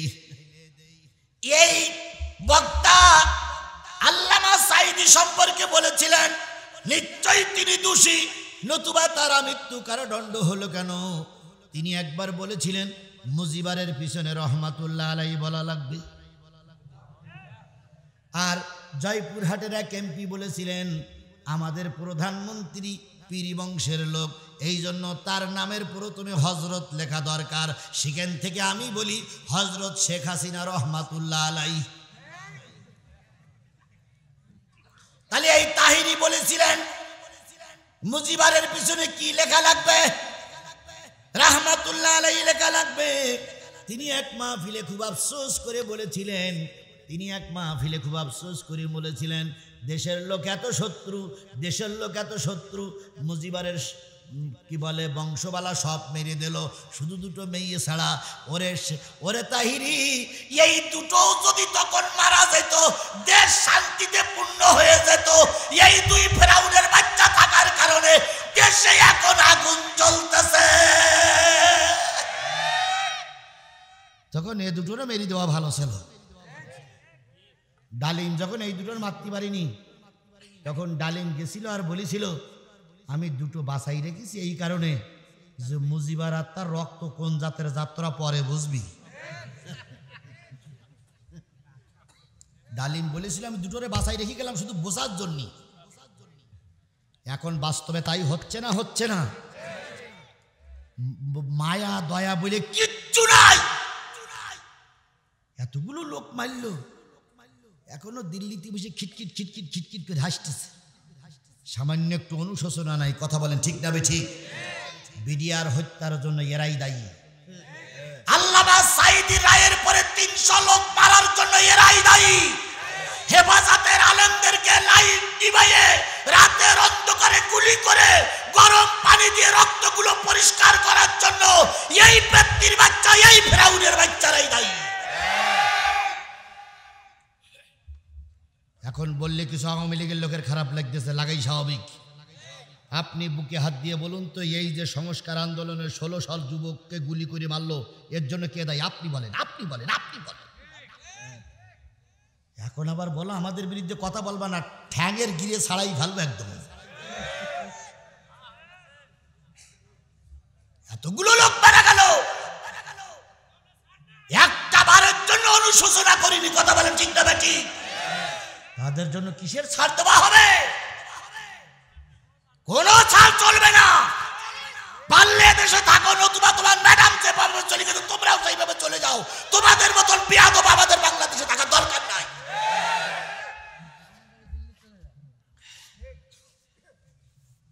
মামুনুল হকের একটা ওয়াজ আমি আগে একদিন বলেছিলাম, আজকে একটু রিলে করতেছি। মামুনুল হক এক জায়গায় ওয়াজ করতেছেই বলতেছে, ভাই শেখ হাসিনা যদি চিনতে চাও তাহলে ফেরাউনির কঙ্কাল তুলে নিয়ে হবে। তো জনগণ বলছে কঙ্কাল তুলে এনে কি করবো? কয় কঙ্কাল তুলে নিয়ে পানির ভিতরে চুবিতে হবে। যদি নমরুদির চিনতে চাও, যদি শেখ হাসিনার চিনতে চাও তাহলে নমরুদিন নিয়ে আসতে হবে। নমরুদিন নিয়ে এসে কি করতে হবে? পানির ভিতরে চুবিতে হবে। সুবনের পরে আবু জেহেলের নিয়ে আসতে, আবু জেহেলের পানির ভিতরে চুবিতে হবে। সুবনের পরে এক মৌলবী নিয়ে আসতে, আবদুল্লাহ বিন উবাই নামক মৌলবী। এই নিয়ে ওই পানির ভিতরে চুবাইতে হবে। সাইন নেতা সুবাইনের পরে যে পানির কালার হবে, ওই কালারিং পানি যদি বাংলাদেশের কোনো মেয়ে লোকের খাওয়ানো হয়, আর ওই মেয়ে লোকের পেটে যদি বাচ্চা হয়, আর সেই বাচ্চাটা যদি মেয়ে হয়, তাহলে সেই মেয়েটা হবে শেখ হাসিনা।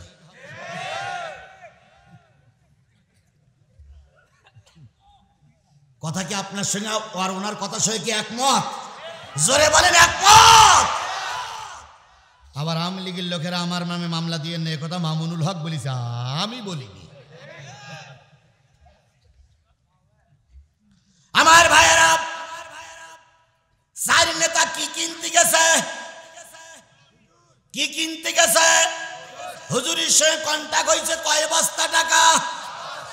আবু জেহেল বলতেছে, বাবা 7 বস্তা না, তার চাইতে বেশি তোমাকে দেব, কিন্তু সত্য হলো মোহাম্মদকে ঠকাই দিবা, কারণ মোহাম্মদের জ্বালাই ঘুমাইতে পারি না রে।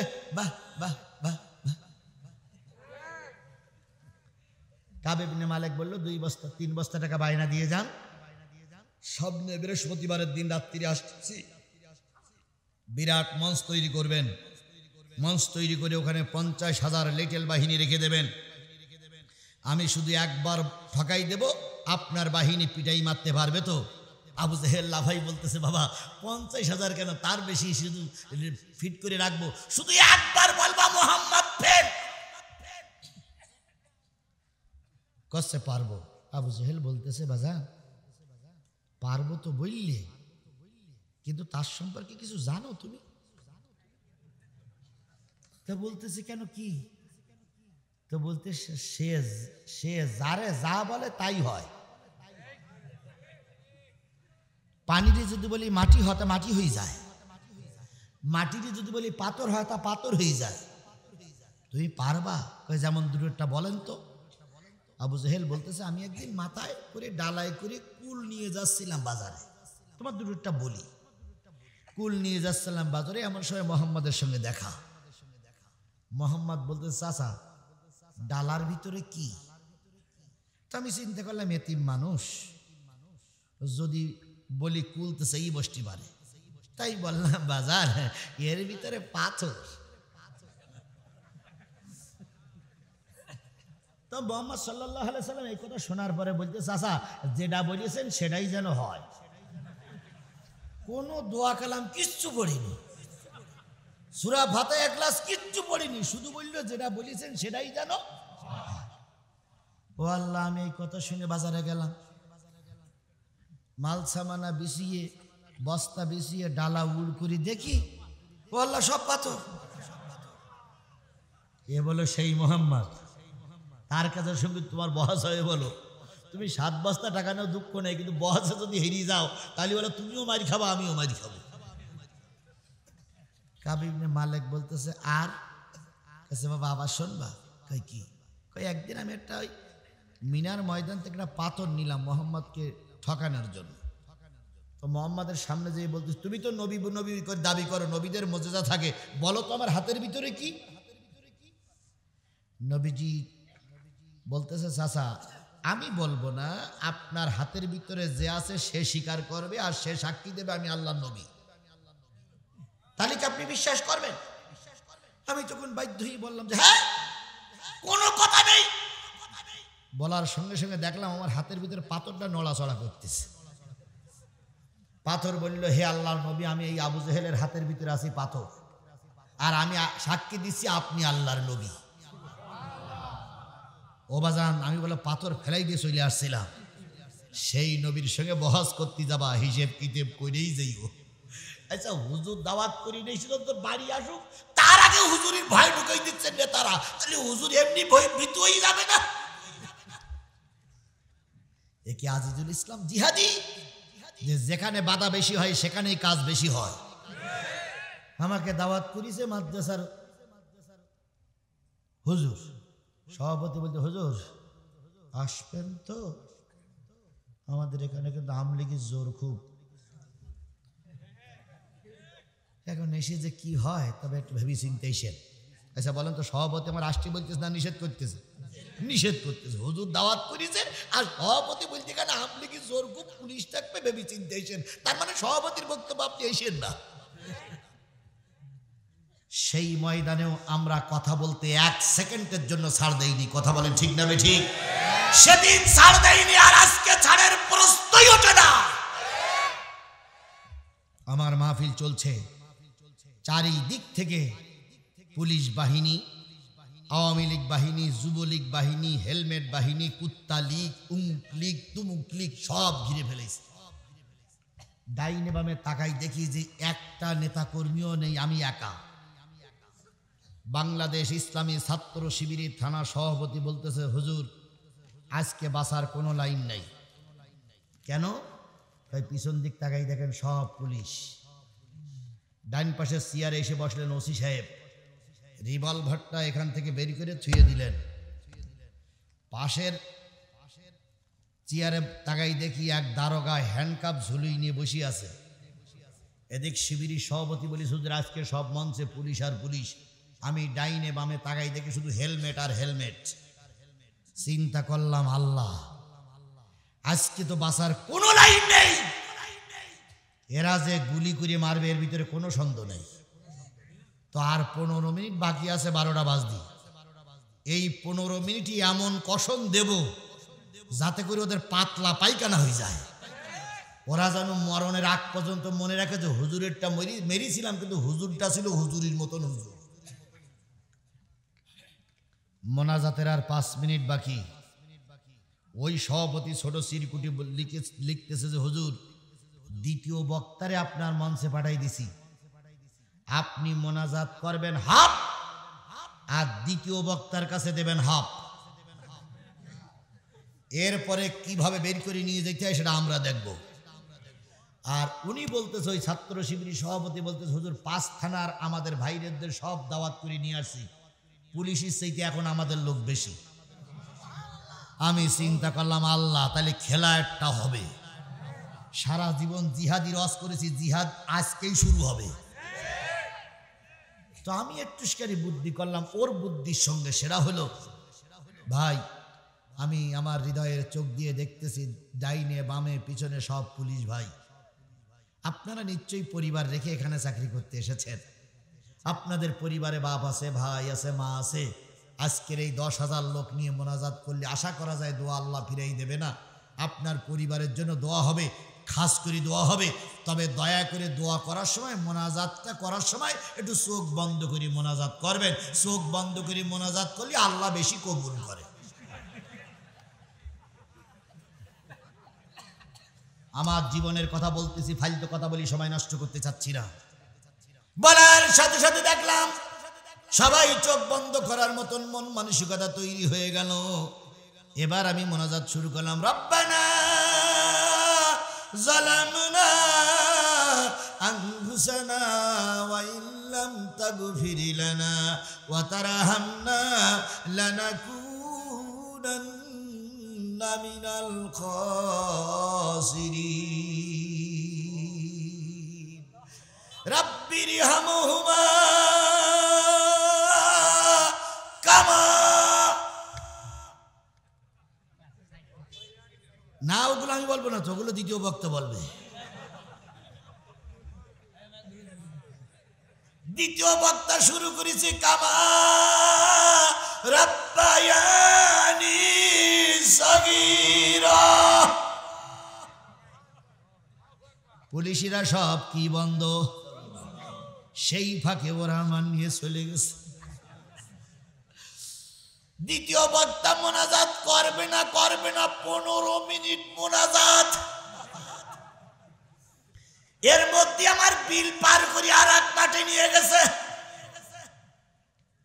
দ্বিতীয় বক্তা যখন ওয়াখিরু দাওয়ানা আলহামদুলিল্লাহি রাব্বিল আলামিন, ওসি সাহেব চোখ আলগা করি বক্তার হাত ধরে বলতেছে, এতক্ষণ ওয়াজ হইল না ফাজলামি হইল? এতক্ষণ ওয়াজ হইল না রাজনীতি হইল? কোন জায়গায় বাড়ি আপনার? তো বলতে, স্যার আপনি কারে কি বলতেছেন? তো বলছে আপনি জিহাদি এতক্ষণ কি করলেন আপনি? তো বলতে, আমি জিহাদি আপনার কে বলল? তো বলতে, এতক্ষণ আপনি ওয়াজ করলেন, আপনার পাশেই তো আমি বসেছিলাম। তা বলতেছে, আপনার ছাত্রলীগ আমলীগের কাজ শুনে দেখেন কি আমি কি সে জিহাদি? তো ওসি সাহেব জিজ্ঞেস করতে, এ প্রধান বক্তা না? কয় স্যার এ প্রধান বক্তা না, এ হলো দ্বিতীয় বক্তা। ওরে তাহলে প্রধান বক্তা কেন কই? কত কষ্ট করে ওয়াজের ময়দানে থাকতে হয়েছে, একবার হিসাব করে দেখুন। কি দরকার ছিল এই জীবনে ঝুঁকি নেওয়ার? শুধুমাত্র জাতির জন্য। কথা বলেন ঠিক না বেঠিক? ওই দিন আমি স্পষ্ট কোরআন সাক্ষী স্পষ্ট বুঝেছিলাম, আজকে ওরা আমাকে গুলি করে মারবেই। বাঘের মুখে আমি আমার জীবনের ঝুঁকি নিয়ে কথা বলেছি। কথা বলেন ঠিক না বেঠিক? এবার দাঁড়িয়ে এসপি সাহেবের কাছে ফোন দিয়ে বলছে, স্যার এই জেলার পুলিশ না স্যার, গোটা বাংলাদেশের পুলিশও যদি আপনি পাঠান, জিহাদির ধরা সম্ভব নয়। এসপি সাহেব বলতেছে, কেন সে মানুষ না অন্য কিছু? কয় স্যার আপনি না দেখলে বুঝবেন না স্যার, এ মানুষ না স্যার, এ জেন। তো বলতে যেমন? কয় স্যার মোনাজাত শুরু করিস। আমি ডান পাশে বসা আর একজন দারোগা বাম পাশে বসা। স্যার মোনাজাত করতে করতে চলে গেল, আমরা কেউ দেখতে পাইনি স্যার। স্যার এ মানুষ না, এ স্যার জেন স্যার, এ ধরা সম্ভব না স্যার, আপনি অন্যকে দেখেন দেখেন, আমরা পারবো না স্যার। ও বন্ধু, আজকে তো হেসে উড়াই দিলাম, বলেন তো ওই দিনটা কত কষ্টের ছিল? বলেন ওই দিনটা কত কষ্টের ছিল? ওই দিনটা কত বিপদের দিন ছিল, ওই সময়টা কত বিপদের সময় ছিল। ওখানে একটা পুলিশি গুলি করলে একটারও ময়দানে পাওয়া যেত? সব জুতো ফেলাই দিয়ে মাত্র দৌড়। ওই বাঘের মুখে কথা বলে টিকে থাকা, এই মক্কা বিজয়ের পরে কথা বলে টিকে থাকা দুটো এক জিনিস নয়। সেদিন যে বক্তাগুলো কথা বলেছে, নিশ্চয়ই তাদের ইমানের জোর ছিল, তাই ময়দানে কথা বলেছে। আর আজকে যারা বক্তা কথা বলছে, এরা সব বসন্তের কোকিল, ওই সময় একটারও খুঁজে পাওয়া যায়নি। কিছু কিছু বক্তা মঞ্চ উঠে এমন কায়দায় কথা বলে, মনে হয় ওরা সব রাজমিস্ত্রি আর আমরা সব জোগাড়ি। আল্লাহ জাতির কাঙ্ক্ষিত জায়গায় পৌঁছানোর তৌফিক দান করুক। 50টা বছর আল্লামা সাঈদী কোরআনের দাওয়াত দিয়েছিলেন, তার টার্গেট ছিল বাংলাদেশ কোরআন দিয়ে চলুক। কথা বলেন, কথা বলেন, কথা বলেন। আমি আমার জীবনের অনেক ঘাত প্রতিঘাত পেরিয়ে এখানে এসেছি। আমারও টার্গেট, আল্লাহ জানে একটা দিনের জন্য আমার বাংলার জমিনকে কোরআনের জমিন বানিয়ে দেয়। একটা দিনের জন্য যেন আমার সংসদ কোরআনের সংসদ হয়, একটা দিনের জন্য যেন আমার বঙ্গভবন কোরআনের বঙ্গভবন হয়। যেদিন কোরআন দিয়ে দেশ চলবে, কোরআন দিয়ে নেতারা চলবে, সেদিন এই দেশটা শান্তিতে ভরে যাবে। কথা বলেন, কথা বলেন, কথা বলেন। আল্লাহ আমাদের সেই কোরআনের সমাজ দেখে মৃত্যুবরণ করার তৌফিক দান করুক। আমার ভাইরা, আবু জেহেলের বলা শেষ, মনে আছে তো? কাব ইবনে মালিক বললেন, মুরব্বী চলে যান, আমি তিনটে প্রশ্ন করব। একটা হলো শরিয়াত, একটা হলো মারফত, একটা হলো আধ্যাত্মিক। যদি শরিয়াতের প্রশ্নে মোহাম্মদ জিতে যায়, মারফতি প্রশ্ন করব। মারফতের প্রশ্ন জিতে যায়, আধ্যাত্মিক প্রশ্ন করব। তিনটি প্রশ্নের উত্তর যদি সঠিকও দেয়, তবু আমি বলবো হয়নি। কারণ আমি কয় বস্তা খাইছি, টাকার হালাল করে নিয়ে আসবো। আমি বলবো প্রশ্নের উত্তর সঠিক। মোহাম্মদের পক্ষে তো কোনো লোক নেই, কাউন্টার দেওয়ার লোক নেই। সেই সময় আপনার 50,000 লোকদের বলবেন যে মোহাম্মদ সঠিক উত্তর দিতে পারেনি, লাগা লাগা লাগারে লাগা, আলকাতরা লাগা লাগা। আবু জেহেল বলতে, মুসাফা করো, তুমি পারবা বাবু, তুমি পারবা বাবু, তুমি পারবা বাবু, তুমি পারবা। সালেহ সাহেব যখন বলল, ম্যাডাম আপনি জান্নাতি, কফিলুদ্দিন সালে বলল না, তখন ম্যাডাম বললে, আপনার মতন হুজুর দরকার, তা না হলে সাইদির ফাঁসি দেওয়া। মুফতি রুহুল আমিন যখন বলল, তুমি আমার কওমই জানোনি, তখন এই শেখ হাসিনা বুঝেছিল আলিয়াগা ঠান্ডা করার জন্য এরাই যথেষ্ট। গত বছর আসছিল এখানে বগুড়ার কেডা, বজলুর রশিদ। উনি একটু রসিক বক্তা, কি উনি এমন এমন কথা বলে, হাসতে হাসতে পায়খানা হয়ে যায়, পেশাব হয়ে যায়। আমার মতলব ভাইও কম না, ওই যে আগে ধরো গজ করে বিরাট হাঁটাইতে পারে। তো বজলুর রশিদ উনি এক ওয়াজে বলতেছে যে এক এমপি সাহেবের দাওয়াত করে নিয়েছে মসজিদের ইমাম সাহেব, মসজিদ করিয়ে নেবে। তো মসজিদের ভিতর ঢোকার পরে বলতে, এমপি সাহেব, শেখ হাসিনার নাম কোরআন শরীফে আছে। তো এমপি বলতেছে, হুজুর এ কথা তো আমি কোনোদিন শুনিনি যে প্রধানমন্ত্রীর নাম কোরআন শরীফে আছে। তা আপনি যদি দেখাই দিতে পারেন তো মসজিদ করতে যা লাগে সব আমি দেবো। হুজুর বলতে, তাহলে আপনি খেয়াল করেন, রব্বানা আতিনা ফিদ দুনিয়া হাসিনা। কত বড় চাটুকর! কি এরকম চাটুকর হুজুর আমার সমাজে ছিল না? ছিল না? জোরে বলেন, ছিল না? ছিল না? অফিল আখিরাতে হাসিনা। এমপি সাহেব বলতেছে, আল্লাহ, এই মোনাজাত তো সারা জীবন শুনিয়ে আসতেছি, কিন্তু কোন হুজুর ওয়াকফ করে মোনাজাত করে না। সব হুজুরা বলে রব্বানা আতিনা ফিদ দুনিয়া হাসানাতা ওয়া ফিল আখিরাতি হাসানাতা ওয়া কিনা আযাবান নার। এই যে ওয়াকফ করে রব্বানা আতিনা ফিদ দুনিয়া হাসিনা, এ তো কোনোদিন বলে না হুজুর মসজিদ করতে যা লাগা আমি দিয়ে দেবো। কত বড় দালাল হুজুর আমার সমাজে ছিল। কথা বলেন, কথা বলেন, কথা বলেন। এই দালালিরা যদি দালালি না করতো, আল্লাহর কসম, আল্লামে সাঈদীকে জেলখানায় দুকে দুকে মারা লাগতো না। বলুন তো, আল্লামা সাঈদীর বিরুদ্ধে সর্বপ্রথম মামলা দিয়েছিল কারা? তরিকত ফেডারেশনের নাম কি? নজিবুল বাশার মাঝভান্ডারী। এর মাথায় টুপি আছে না নাই? এই টুপিওয়ালারা যদি নিজামের বিরুদ্ধে মামলা না দিত, এই টুপিওয়ালারা যদি আল্লামা সাঈদীর বিরুদ্ধে মামলা না দিত, হয়তো শেখ হাসিনার সাহস হতো না সাঈদীর গ্রেফতার করার।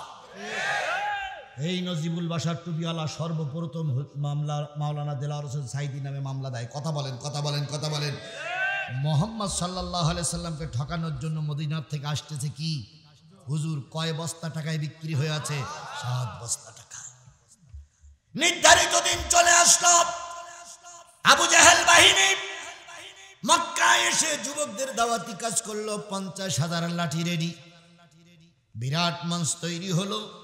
মঞ্চে 2খানা চেয়ার, একটা হলো সোনার চেয়ার আর একটা রূপার চেয়ার। সোনার চেয়ারে বসবে প্রধান বক্তার, উপর চেয়ারে বসবে সভাপতি, প্রধান অতিথি।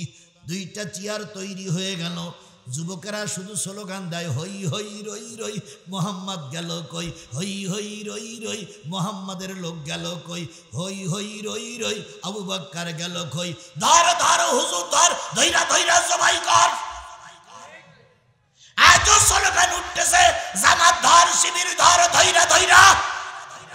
এই শোনেননি শোনেননি শোনেননি, একটা দুটা শিবির ধর,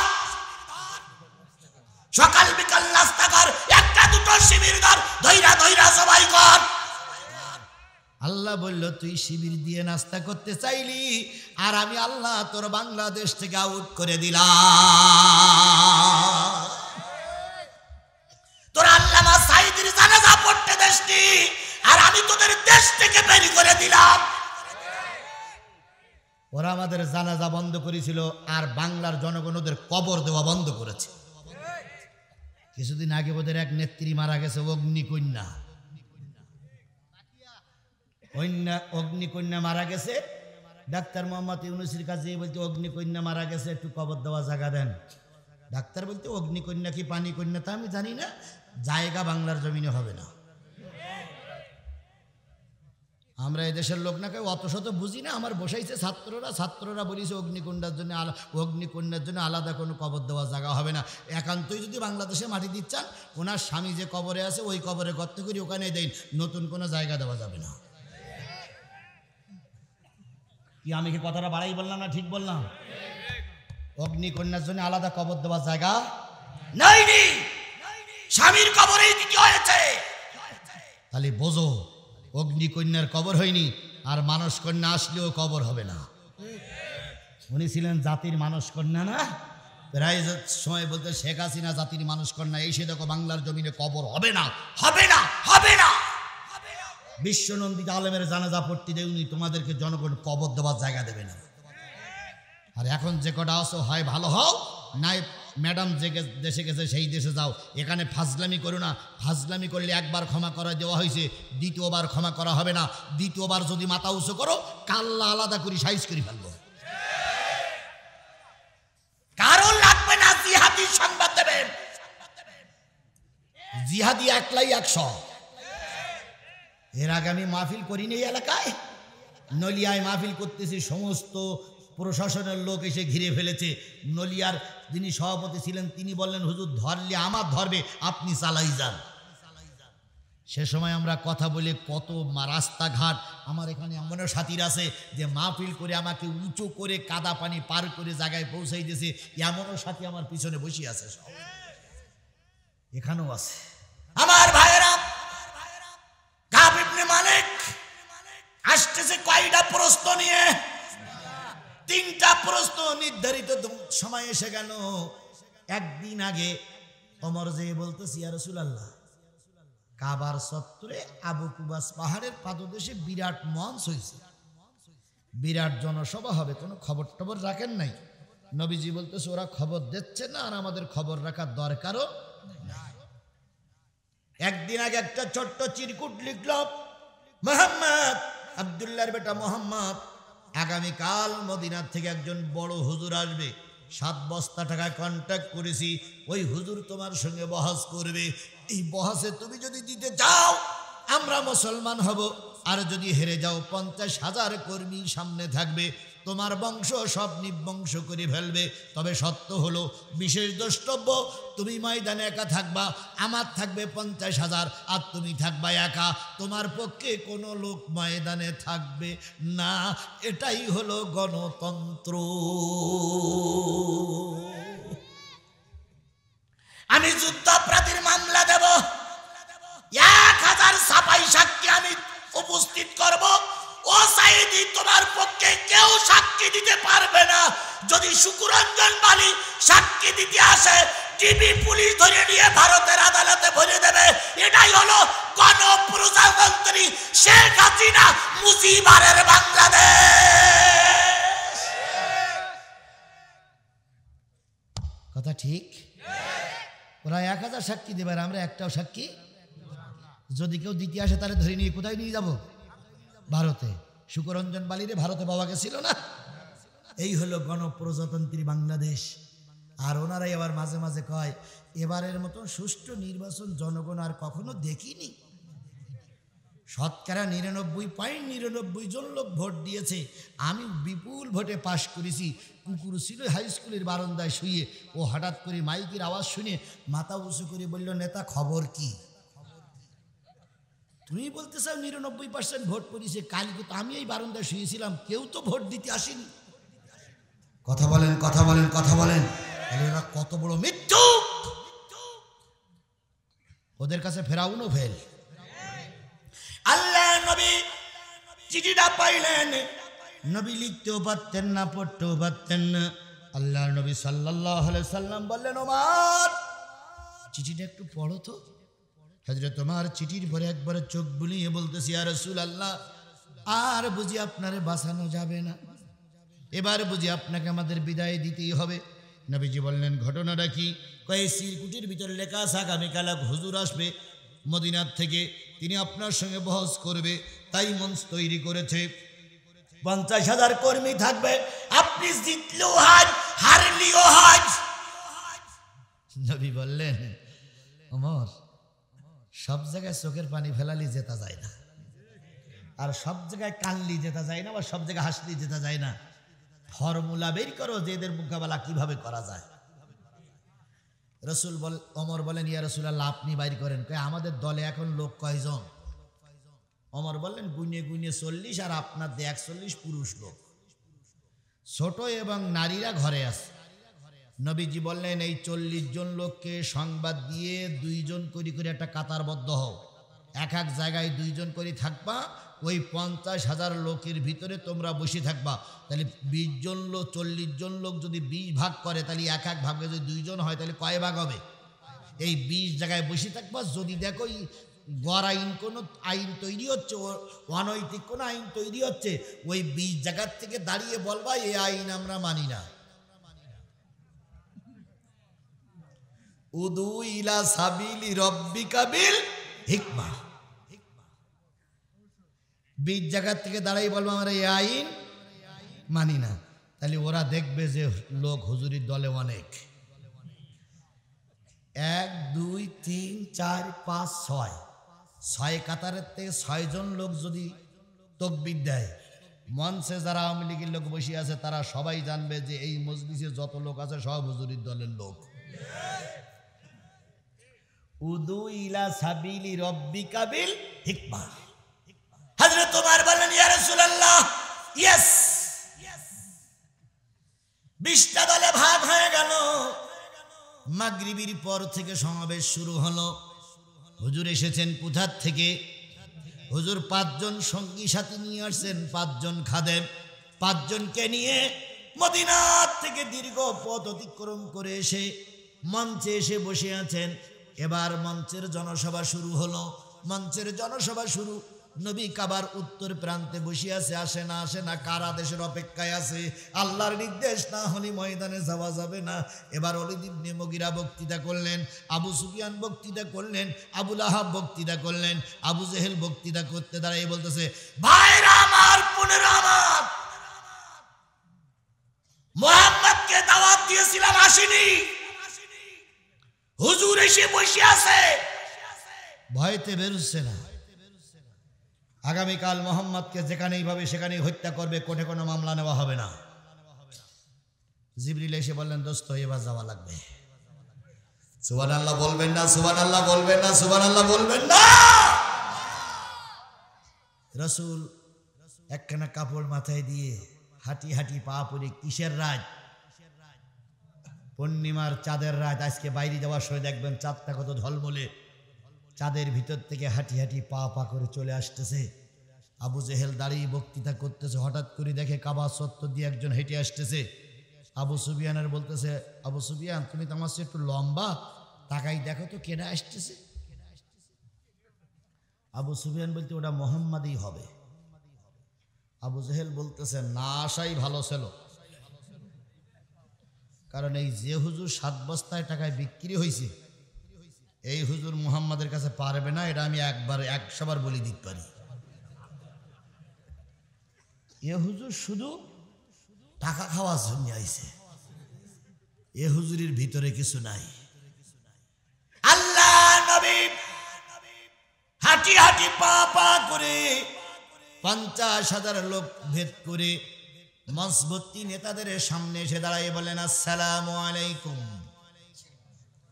মুসলমান, মুসলমানের প্রথম কথা কি? আসসালামু আলাইকুম। নবী ভদ্র ভাষায় নম্র বিনয়ের সঙ্গে বললেন, নেতারা আসসালামু আলাইকুম। আবু জেহেল কিনের গুতু দিয়ে কয়, হুজুর ঘুমাচ্ছেন তো এসে? ওই সেই মুহাম্মদ, এই সেই মুহাম্মদ, এই সেই মুহাম্মদ যার সামনে আপনি বহস করার জন্য আসছেন সাল্লাল্লাহু। কাব ইবনে মালিক ঘুমির থেকে উঠে নবীজির মাথার থেকে পা থেকে মাথা পর্যন্ত তাকাইয়ে বিড় বিড় করে বলতেছে, আল্লাহ এই তো শেষ নবী। আমি তাওরাত, জব্বুর, ইনজিলি যে নবীর নাম শুনেছি এ তো সেই লোক। আমি কার সঙ্গে বহস করতে এসেছি? এ তো শেষ নবী। আবু জেহেল কয়, 3 বস্তা টাকা কিন্তু খাইছেন আপনি, আর 4 বস্তা কিন্তু পিছনে আছে, ঠকে গেলে কিন্তু ও টাকা ফেরত দেওয়া লাগবে। কাব ইবনে মালিক চিন্তা করলো, পরে যা হয় হবে, এখন তো অন্তত একটু মুহাম্মাদের সঙ্গে বহস করে টাকাটা জায়েজ করে নেই। কাব ইবনে মালিক জানে সত্য, কিন্তু টাকার কাছে বিক্রি হয়ে সত্যটারে তারা মিথ্যা বানাইছিল। সালেহিরা জানতো, মুফতি রুহুল আমিনেরা জানতো, আল্লামা সাঈদী সত্যের পক্ষেই ছিলেন। বাংলাদেশের আওয়ামী লীগের লোকেরা জানতো নিজামী সাহেব রাজাকার ছিল না। আওয়ামী লীগের নেতা কর্মীরা জানতো আলী হাসান মোহাম্মদ মুজাহিদ যুদ্ধ অপরাধী ছিল না। কিন্তু জেদের বশবর্তী হয়ে, শুধু রাজনৈতিক প্রতিহিংসার বশবর্তী হয়ে আল্লাহর জান্নাতি মানুষগুলোরে ওরা ফাঁসির কাস্টে ঝুলাইছে। আল্লাহর কসম, কোরআন শরীফ শপথ করে আমি চ্যালেঞ্জ করতে পারি, আল্লামা সাঈদী যুদ্ধ অপরাধী ছিল না। আল্লামা সাঈদী কোনো হিন্দুর বাড়িতে আগুন লাগাই, আল্লামা সাঈদী কোনো হিন্দুদেরকে উচ্ছেদ করি না। আমি কোরআন শরীফ শপথ করে চ্যালেঞ্জ করে বলতে পারি। যদি বলেন হুজুর আপনি, আপনার বয়স আর ওনার বয়স তো অনেক ডিস্টেন্স, জানেন কি করে? আমি পিরোজপুরীর ঘরে ঘরে যে মানুষের কাছে শুনেছি, হিন্দুর কাছে শুনেছি, বৌদ্ধর কাছে শুনেছি, ইমামের কাছে শুনেছি, আওয়ামী লীগের লোকের কাছে শুনেছি। যতবার শুনেছি সবাই চোখের পানি ফেলায় কেঁদেছে আর বলেছে, ভাই যেটা হয়ে গেছে ওটা তো আর পাওয়া যাবে না। তবে আল্লামা সাঈদী কোনো অপরাধী ছিল না। আওয়ামী লীগের নেতা কর্মী আমার সঙ্গে চলুন, যদি আমার উপস্থিতিতে আপনি আল্লামা সাঈদী যুদ্ধ অপরাধী ছিল যদি প্রমাণ করতে পারেন, আল্লামা সাঈদীর ফাঁসি দিতে পারেন, আমি ওই ফাঁসির জায়গায় আমি জ্বলবো। শুধু চ্যালেঞ্জটা গ্রহণ করুন। আমি জোর করে বলতে পারি আল্লামা সাঈদী যুদ্ধ অপরাধী ছিল না। অথচ শুধু রাজনৈতিক প্রতিহিংসার কারণেই তাকে মেরে দেওয়া হলো। কথা বলেন ঠিক না ঠিক? ও আমার জাতি, লক্ষ বছর চেষ্টা করে সাঈদীর বিকল্প আর কোনো মানুষ তৈরি হবে না। যতই ভালো বক্তা হোক, আর যতই আজারি হোক, যতই নিজামী হোক, যতই কি বলে আমির হামজা হোক, যতই তারেক মনোয়ার হোক, যতই আব্দুল্লাহ আলামিন হোক, সাঈদী সাঈদী। সাঈদীর বিকল্প কোনো লোক বাংলায় তৈরি হয়নি, এখন বর্তমান নেই, ভবিষ্যতে হবে কিনা আল্লাহই ভালো জানে। কি আমার কথার সঙ্গে আপনারা কি একমত? আল্লাহ এই লোকটার রক্ত যেন আমার জমিনে একদিন কথা বলে। আমরা এই বিশাল জনগণ আজকে কোরআন শরীফ সিয়ে শপথ নেব, সাঈদীর রক্তও বৃথা যেতে দেব না। কি আপনারা আমার সঙ্গে একমত? সবাই মিলে বলুন, আল্লামা সাঈদীর রক্ত বৃথা যেতে, আল্লামা সাঈদীর রক্ত বৃথা যেতে। আল্লামা সাঈদীর শেষ স্বপ্ন ছিল বাংলাদেশটা কোরআনের দেশ হোক। আপনারা কি আল্লামা সাঈদীর রক্তের প্রতিশোধ নিতে চান? তাহলে আগামী নির্বাচনে সাঈদী যে কোরআনের পক্ষে আন্দোলন করেছিল, ওই কোরআনের পক্ষে সাপোর্ট দিয়ে কোরআনওয়ালাদের জাতীয় সংসদে পাঠাতে হবে। এই কোরআন ওয়ালাদের বঙ্গভবনে পাঠাতে হবে, এই কোরআন ওয়ালাদের গণভবনে পাঠাতে হবে। এই কোরআন ওয়ালারা যদি জাতীয় সংসদে যায়, আল্লামা সাঈদীর আত্মা শান্তি পাবে, শান্তি পাবে, শান্তি পাবে। প্রতিশোধ মেরে ধরে নয়, কোরআনের রাজ কায়েম করার মাধ্যমে। কি সবাই একমত? তাহলে কোরআনের রাজ কায়েম হোক। কারা কারা রাজি আছেন? দুই হাত উঁচু করে আল্লাহরে দেখা।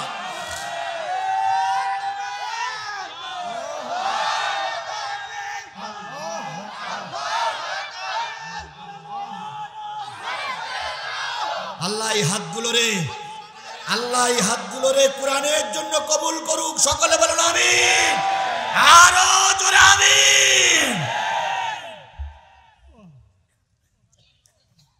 কাব ইবনে মালিক তাগাই বলতেছে, এই লোক হইল শেষ জামানার নবী। আবু জেহেল গুতামিরি কয় হাজার নিচ, কয় বস্তা নিছ? আর 4 বস্তা রেডি। এবার কাব ইবনে মালিক সত্যের বশবর্তী হয়ে বলতেছে, প্রশ্ন, আপনি কি আল্লাহর নবী? আপনি কি নবী বলে দাবিদার? আল্লাহর নবী দেখেন কত ভদ্র মানুষ ছিলেন। আল্লাহু আকবার। নবী বললেন, আমি নবী দাবিদার নই, আল্লাহ আমাকে নবুয়াত দিয়েই পাঠিয়েছেন। মা কানা মুহাম্মাদুন আবা আহাদিন মির রিজালিকুম ওয়ালাকিন রাসূলুল্লাহি ওয়া খাতামান নবীন। আল্লাহ আমাকে নবুয়াত দিয়েছেন, আমি শেষ নবী, আমি নবুয়তের দাবিদার নই। কাব ইবনে মালিক বললেন, বন্ধু, সব নবীদের মুজিজা ছিল, সব নবীদের পরে ওহী নাজিল হয়েছে, একটা মুজিজা তুমি আমাকে দেখাও। আল্লাহ নবী বললেন, ও কাব ইবনে মালিক, শুনেছি তুমি আহলে কিতাবের লোক, তাওরাত জব্বুর ইনজিল তোমার বাড়ি অধ্যয়ন হয়, নিশ্চয়ই তুমি আমার সম্পর্কে তাওরাত জব্বুর ইনজিলি পড়েছো। ভাই আমার, 50,000 মানুষের কাছে আমাকে বিপদে ঠেলে দিও না, আমার পক্ষে কেউ নাই, শুধু আল্লাহর পরে ভরসা করে ময়দানে নেমেছি। তুমি সত্যটা হলে সত্য বলিও, মিথ্যাটা হলে মিথ্যা বলিও। কাব ইবনে মালিক চিন্তা করে, এখন যদি নবীজির সাপোর্ট করি আমার 7 বস্তা টাকা যাবে, জাতির কাছে আমাকে মার খেতে হবে, অপমান হতে হবে, জনগণ বলবে এ হুজুর দুর্বল হুজুর। এই জন্য জেনে বুঝে মিথ্যের পক্ষে তিনি জয়গান দিয়ে যাচ্ছে। মনে মনে ভাবতেছে, সরকার আমার পক্ষে আছে, এখন যদি মিথ্যা কথা বলি মুহাম্মদ তো প্রতিশোধ নিতে পারবে না। আমাদের যুগের কিছু আলেম ছিল এই চিন্তা ভাবনা করে সরকারের পক্ষে দালালি করেছিল, এখন অনেক জায়গায় তওবা করতেছে, আমি ফিরে আসবো। না না না, সেদিন তোমার একটা বক্তব্যের কারণে আলেমেরা ফাঁসির কাস্তে ঝুলেছে। সেদিন সামান্য স্বার্থ ত্যাগ করতে পারোনি, সেদিন সামান্য একটা চাকরি ত্যাগ করতে পারোনি, সেদিন সামান্য 2 টাকা ত্যাগ করতে পারোনি।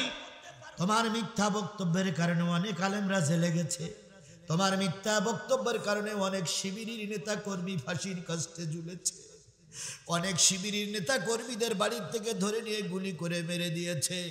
মসজিদের ইমাম যখন বলল স্যার ইনি হলো শিবিরের ক্যাডার, তখন আর কারোর কথা শুনিনি, ওরে নিয়ে 3 রাস্তার মুখে মেরে দিয়েছে।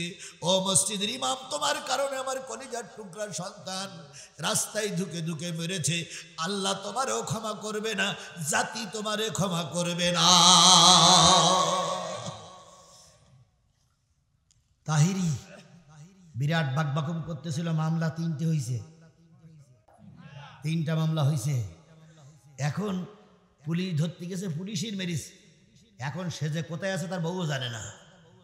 অথচ একদিন আমাদের বিরুদ্ধেই সেই বড় বড় সমাবেশে কথা বলেছে। কথা বলেন ঠিক না বেটি? এখন চিন্তা করি, যাদের উস্কানিতে পুলিশ আমাদের ধরেছে, এখন সেই পুলিশ আবার ওদের ধরতেছে। হাইরে খেলা, হায়রে খেলা। খেলা কার? আরো জোরে বলেন, খেলা কার? সেই আল্লাহ এখন আছে না নাই? ভয় পেও না, একদিন বিজয় আসবেই। আমি আমার অন্তর্চক্ষু দিয়ে গোটা দেশ সফর করে যেটা বুঝেছি, ও আমার ভাইরা, এই অবস্থা যদি ঠিক থাকে আর আমরা যদি মুসলমানরা ঠিক থাকি, আগামী সংসদ হবে টুপিওয়ালার সংসদ, আগামী গণভবন হবে টুপিওয়ালার গণভবন, আগামী দেশ হবে টুপিওয়ালার দেশ। এই মুহূর্তে আমাদের সবচেয়ে বড় প্রয়োজন কোরআনের পক্ষে এক থাকা। কোরআনের পক্ষে কি থাকা? তাহলে আমরা কি কোরআনের পক্ষে এক থাকতে পারবো না? আমি আপনাদের পায়ের পরে হাত রাখলাম, পা ধরে বলতেছি ভাই, 53টা বছর আমরা অনেক রাজনৈতিক দলকে ক্ষমতায় দেখেছি। আমি নাম বলে কাউকে ছোট করব না, কাউকে বড় করব না। এই 53টা বছরের ভিতরে অনেক রাজনৈতিক দলকে ক্ষমতায় দেখেছি, কেউ কোরআনের শাসন কায়েম করিনি। শুধু করিনি না, করতেও চাইনি। আমরা একটা বারের জন্য আপনার পায়ে ধরে বলি, একটা বারের জন্য কি কোরআন ওয়ালাদের দিয়ে একটু পরীক্ষা করে দেখতে পারি না? একটা বার পায়ে ধরে বলে গেলাম, একটা বার কোরআন ওয়ালাদের সাপোর্ট দিয়ে আমরা জাতীয় সংসদে পাঠাই, দেখি তারা যদি দেশে শান্তি দিতে না পারে, আমরা আর কখনো আপনাদের কাছে দাবি নিয়ে আসবো না। একটা বারের জন্য পরীক্ষার জন্য একটা ভোট দেওয়া যাবে না ভাই? একটা বার একটা সাপোর্ট দেওয়া যাবে না কোরআন ওয়ালাদের জন্য?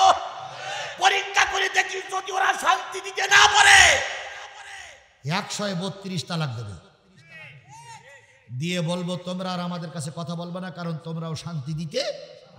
তাহলে একটা বারের জন্য আমরা একটু পরীক্ষার জন্য কোরআন ওয়ালাদেরকে সাপোর্ট করব। আগামী সংসদে কোরআন ওয়ালাদের পাঠাবো। এর জন্য আমাদের আজকের থেকেই কাজ করতে হবে। বসে থাকলে বাতিলেরা কিন্তু মাথা উঁচু করে দাঁড়াবে। কথা বলেন ঠিক না বেঠিক? আর আপনি চিন্তা করতেছেন ভারত, না, ভারত কিছুই করতে পারবে না। আজকের জাতীয় সংসদ ভারতে চলেছে, ভারতের মোদিকে রাহুল গান্ধী তুলোধনা ধুনিয়েছে। রাহুল গান্ধী বলেছে আপনি একটা সন্ত্রাসী, আপনি প্রধানমন্ত্রী একটা জঙ্গি, আপনি যেখানে যান সেখানে ধর্মের ভিতরে মারামারি বাঁধান। ঘটনাটা কি? আপনি কি দেশের কল্যাণ চান না অকল্যাণ চান? হয় আপনি স্তূপ থাকেন, নতুবা মন্ত্রিত্ব ছেড়ে দেন। আপনার মতন বেয়াদব নরেন্দ্র মোদীরে ভারতের মন্ত্রী হিসেবে দেখতে চাই না। আমরাও বাংলাদেশের 18 কোটি মানুষ বলতেছি, ও ভারত, মোদীর সঙ্গে আমাদের সম্পর্ক না, তোমাদের সঙ্গে আমাদের সম্পর্ক। মোদীরে তালাক দাও, অতীতের সম্পর্ক আবার ফিরে আসবে। ভয় পেয়েন না। ভয় পাবেন কাকে? কারণ মোদির জ্বালায় এখন মোদি ব্যস্ত। 7 সিস্টারের 7টা দেশ আছে, তার মাঝখানে 12 কিলোমিটার মাত্র ভাগ। সেই 12 কিলোমিটার দূরে আবার আমাদের লালমনিরহাটে বিরাট একটা বিমানবন্দর তৈরি হচ্ছে। সেই বিমানবন্দর যদি তৈরি হয়ে যায়, মোদির জ্বালায় মোদি কুটিয়ে মারবে। সুতরাং মোদি এখন কি করে বাঁচবে তাই চিন্তা করো। বাংলাদেশ নিয়ে ভাবার চিন্তাও নাই, আরো চিন্তা করেও কিছু করতে পারবে না, কারণ আমরা আছি ইমানদার। ভারতের কোন সেনা মারা গেলে যাবে জাহান্নামে, আর বাংলাদেশের কোন কৃষক মারা গেলে যাবে আল্লাহর জান্নাতে।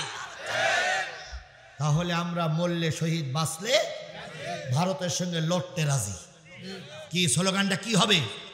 মরলে শহীদ, বাঁচলে গাজী, ভারতের সঙ্গে লড়তে রাজি। মরলে শহীদ, বাঁচলে গাজী, ভারতের সঙ্গে লড়তে রাজি। আল্লাহ নবী বললেন, হ্যাঁ, একটা মজেজা দেখাও তো। কি মজেজা দেখবে? আবু জেহেল বলতে, যেখানেই মজেজা দেখতে চা পারবা না, সব জায়গায় মজেজা দেখাইতে পারে। কাব ইবনে মালিক বললেন, তাহলে এক কাজ করো, ওই আকাশের 7টা দ্বিখণ্ডিত করে দেখাও। সুবহানাল্লাহ, সুবহানাল্লাহ, সুবহানাল্লাহ। আল্লাহ পাক বললেন, একতারাবাতিস সা ওয়ানশাক্কাল কমার, কিয়ামত নিকটবর্তী হয়েছে, চাঁদ দ্বিখণ্ডিত হয়ে গেছে। আল্লাহর নবী আকাশের দিকে আঙুল উঁচু করে বললেন, চাঁদ রে, 50,000 শত্রু আমার সামনে। এক হুজুর আসছে আমার শত্রুতা করার জন্য। বড় বড় নেতাগুলো মঞ্চে বসা। এখন যদি আমি হেরে যাই, 40 জন ক্ষুদ্র মানুষ সেখানে টিকতে পারবে না। আর আজকে যদি নবী মুহাম্মদ হেরে যায়, কালকে কালেমার দাওয়াত দেওয়া লোক থাকবে না। জিবরিল, আল্লাহ কি কয়? আল্লাহ ডাক দিয়ে বলে, নবী, তুমি যারে যা বলবা সে তাই শুনবে। আমি তোমারে প্রতিষ্ঠিত একজন জালেম বাদশার সামনে পাঠিয়ে, আমি চোখ বন্ধ করে বসে নাই, তোমাকে জালেম বাদশার সামনে পাঠিয়ে আমি আল্লাহ ফেরেশতা দিয়ে তোমার পিছনে সাহায্য করছি। নবীর আর কোনো ভয় আছে? আল্লাহ যেখানে সাপোর্ট আছে সেখানে আর কোনো ভয় আছে? আল্লাহ নবী ইশারা করে বললেন, ওয়ানশাক্কাল কামার, চাঁদ দ্বিখণ্ডিত হয়ে গেল। ওই জায়গায় সামনে বসে আছে আবু জেহেলের কত বাহিনী? নবীজির দলের কয়জন? 40 জন বড় বড় নেতারা মঞ্চে। আল্লাহর নবী যখন দেখলো চাঁদ কাঁপতেছে, অল্পক্ষণের ভিতরে মনে হয় দ্বিখণ্ডিত হবে, নবীজি বললেন কাব ইবনে মালিক চাঁদের দিকে তাকাও। চাচা আবু জেহেল চাঁদের দিকে তাকাও। সবাই চাঁদের দিকে তাকায় আছে। চাঁদ কাঁপতে কাঁপতে 2টা খণ্ড হয়ে গেল। আবু কুবাস পাহাড়ের পাদদেশে 2টা খণ্ড 2 দিকে পড়ে গেল। এবার নবী অত্যন্ত আবেগবশত, আবেগের বশীভূত হয়ে বলতেছে, ওয়াইয়ারাও আয়াতাই ইউরিদু ওয়ায়াকুলু সিহরুম মুস্তামির। নবী তখন আবেগের বসে, অত্যন্ত আবেগের বসে বলতেছে, ও আমার জাতি, ও আবু বকর, ও ওমর, ও আবু জেহেল, ও আবু তালেব, ও আবু লাহাব, তাকায় দেখো, তাকায় দেখো, চাঁদ দ্বিখণ্ডিত হয়ে গেছে, চাঁদ দ্বিখণ্ডিত হয়ে গেছে। আল্লাহ আমার হাতের ইশারায় মুজিজা দেখাইছে, একটু তাকায় দেখো, তাকায় দেখো। জাতি সব তাকায় দেখলো, জাতি সব তাকায় দেখলো, চাঁদ দ্বিখণ্ডিত হয়ে গেছে। পৃথিবীর ইতিহাসে বলে ওই চাঁদ দ্বিখণ্ডিত হয়ে 40 মিনিট 2 ভাগে ভাগ হয়ে পড়েছিল। কয় মিনিট? সামনে আছে কয় হাজার, কোনো লাইট নেই, চাঁদের আলোয় জনসভা চলতেছিল। যেই না দেখলো চাঁদ দ্বিখণ্ডিত, অন্ধকার, ভিতর থেকে আওয়াজ আসতেছে, আবু জেহেল চাঁদ জায়গায় লাগাও। মজেদা দেখান, এরা জায়গা পেলে না, চাঁদ ভেঙে দেয়, তুই মজে দেখাচ্ছ। 5 মিনিট সময় দিলাম, যদি চাঁদ জায়গায় না লাগাইস, যে লাঠি নিয়েছিলাম মোহাম্মদের মারার জন্য, ওই লাঠি কিন্তু সব তোর ঘাড়ে পড়বে। কয় মিনিট? 5 মিনিট আগে এরা আবু জেহেলের পক্ষে, 5 মিনিট পরে ওরা আবু জেহেলের বিপক্ষে। 5 তারিখের আগে যে পুলিশ হাসিনার পক্ষে,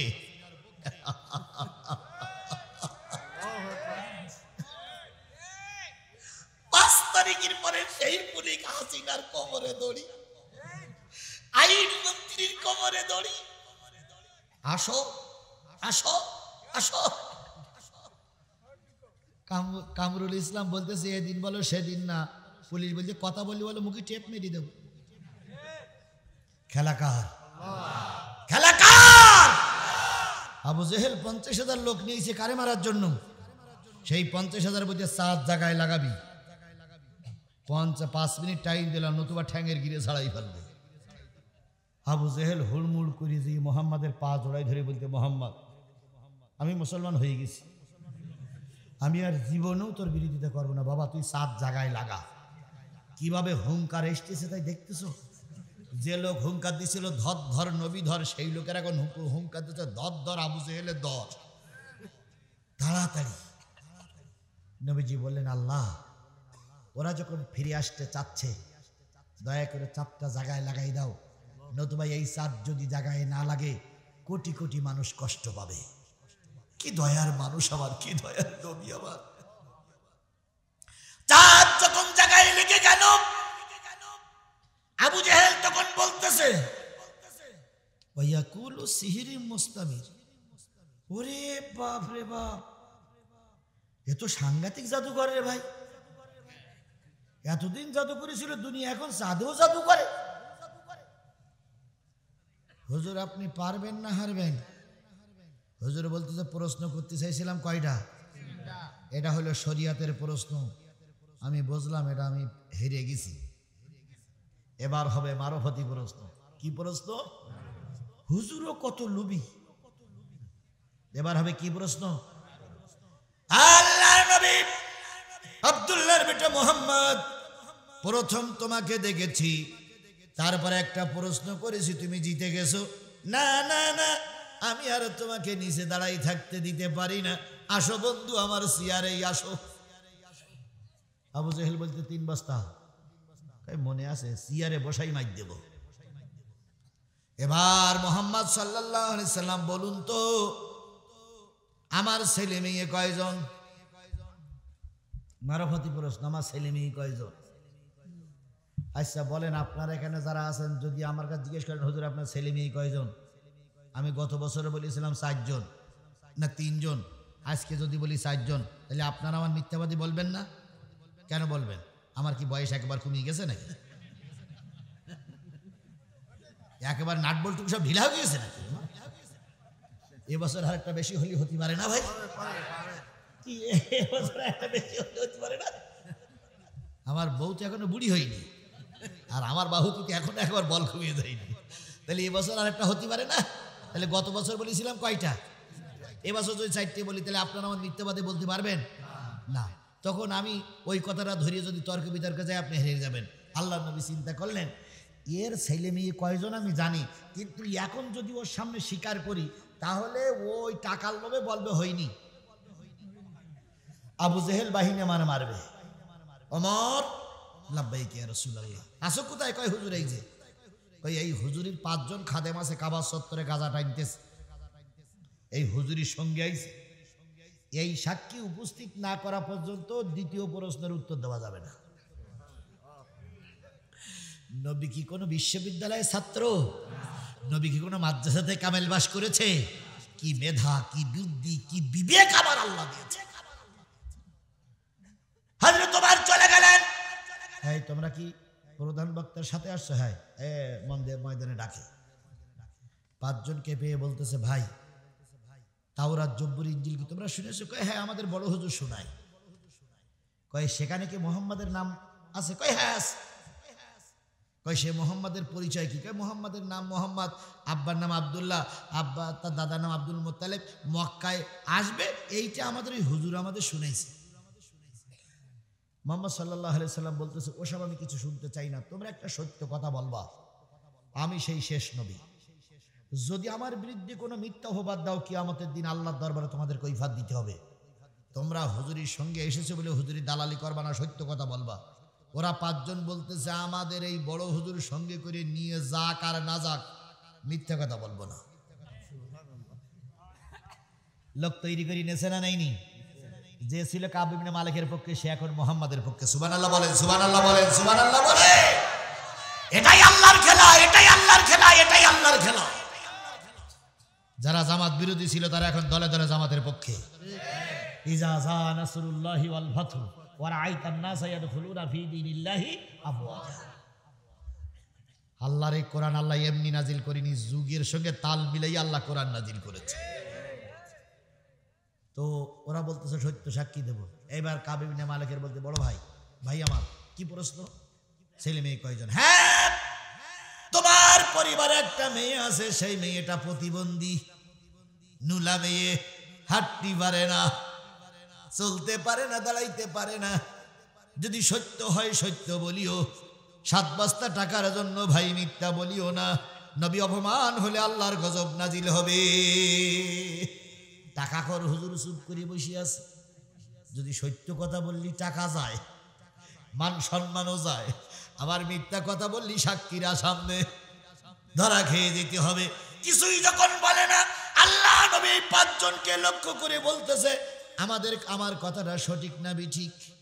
5 জন সাক্ষী বলতেছে, কাব ইবনে মালিক, এসেছিলাম তোমার সাথে, ফিরিয়ে নিয়ে যাও আর নাই যাও, তোমার মেয়ে যে নুলো এর ভিতরে কোনো সন্দেহ নেই, তোমার মেয়ে যে প্রতিবন্ধী আমরা নিজের চোখে দেখেছি।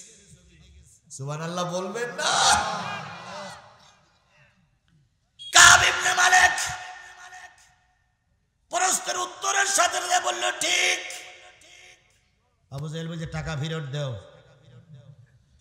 এই আবু সুফিয়ান, আমি বলিলাম না এ হুজুর পারবে না, কথা সত্য হইছে, এ শুধু টাকা লোভ, যতগুলো কথা বলিছে সব টাকার লোভে। কাব ইবনে মালিক বলতেছে, এখন আর একটা প্রশ্ন বাকি আছে, সেটা হলো আধ্যাত্মিক।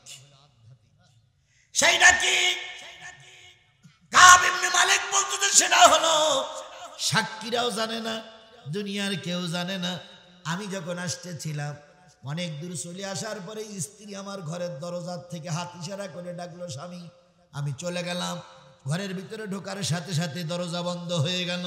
জানালা বন্ধ হয়ে গেল, সমস্ত পথঘাট রাস্তা বন্ধ করে আমার স্ত্রী আমাকে খাটের পরে নিয়ে শুয়ে বলল। খাটের পরে নিয়ে শুয়ে কানের কাছে মুখ লাগাইয়ে ছোট্ট একটা কথা বলেছিল। এইটা হলো আধ্যাত্মিক প্রশ্ন, বলো তো মুহাম্মদ সেই কথাটা কি কথা? চিন্তা করেন, ওর বউ এর কানে কানে কি বলিস তা কে জানে? ফেরেশতাও শুনতে পেয়েছি কিনা আমার সন্দেহ লাগে।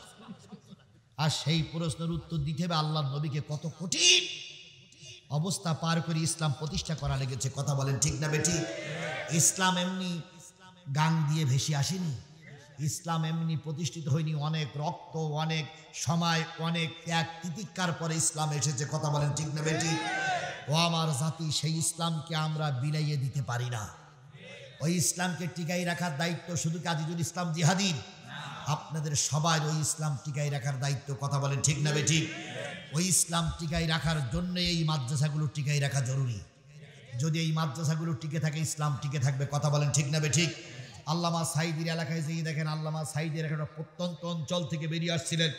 সুতরাং এই হেফজখানারা টিকে থাকে, এটাকে আপনারা চান? যদি চান তাহলে দুইটা জিনিস দিতে হবে। একটা হচ্ছে ছাত্র দেওয়া লাগবে। এই প্রত্যন্ত অঞ্চলে হেফজখানা টিকে রাখতে গেলে ছাত্র যদি না থাকে হেফজখানা থাকবে না, বন্ধ হবে, বন্ধ হবে। আর কিছু পয়সা করে দিয়ে সাহায্য করতে হবে। আজকে পয়সা করে দিয়ে সাহায্য করেছেন, সকলের কাছে দাবি কোরআনের এই মাদ্রাসা ছাত্র দেবেন। রাজি আছেন তো? আল্লাহ আমাদের কবুল করুক। হয়ে গেছে, হয়ে গেছে। বসুন। আল্লাহর নবী ডাক দিয়ে বলে, আমি এই 3টে প্রশ্নের উত্তর দিলে তুমি কি মুসলমান হবা? কই দিয়ে দেন। নবী বললেন, কাবি বিন মালিক ভাই আমার, তাওরাত জবুর ইনজিলে তুমি আমার নাম পড়েছো, তোমার স্ত্রীকে শুনাইছো, তাই যখন তুমি চলে আসছিলে স্ত্রী তোমাকে ডেকে বলতেছে, ও আমার স্বামী, যদি প্রশ্ন করি দেখো যে লোকের সঙ্গে বস করতে যাচ্ছ ইনি সত্য নবী, ওই লোকের দোয়া আল্লাহ ফিরাইয়া দেবে না। ওই লোকের কাছে দোয়া করিও আমাদের প্রতিবন্ধী মেয়েটা যেন ভালো হয়ে যায়। এটাই তোমার স্ত্রীর সর্বশেষ কথা তোমার কানে কানে। তো আমি দোয়া করেছি তোমার প্রতিবন্ধী মেয়ে ভালো হয়ে গেছে। তুমি বাড়ি যেই দেখবা তোমার প্রতিবন্ধী মেয়ে খেলা করছে, যে দৌড়াই বেড়াচ্ছে, তোমাকে সালাম দিচ্ছে। কাব ইবনে মালিক বললেন, 3 বস্তা টাকা ফেরত নাও। সুবহানাল্লাহ বলেন, সুবহানাল্লাহ বলেন, সুবহানাল্লাহ বলেন। 3 বস্তা টাকা ফেরত নাও। আমি স্পষ্ট আমার হৃদয়ের চোখ দিয়ে দেখতেছি ইনি হলেন শেষ নবী। আমি এতক্ষণ যার সঙ্গে কথা বলেছি, ভাই আমার বিয়াদবি মাফ করে দিও, তুমি শেষ নবী, তোমার হাত দিয়ে দেশে ইসলাম প্রতিষ্ঠিত হবে।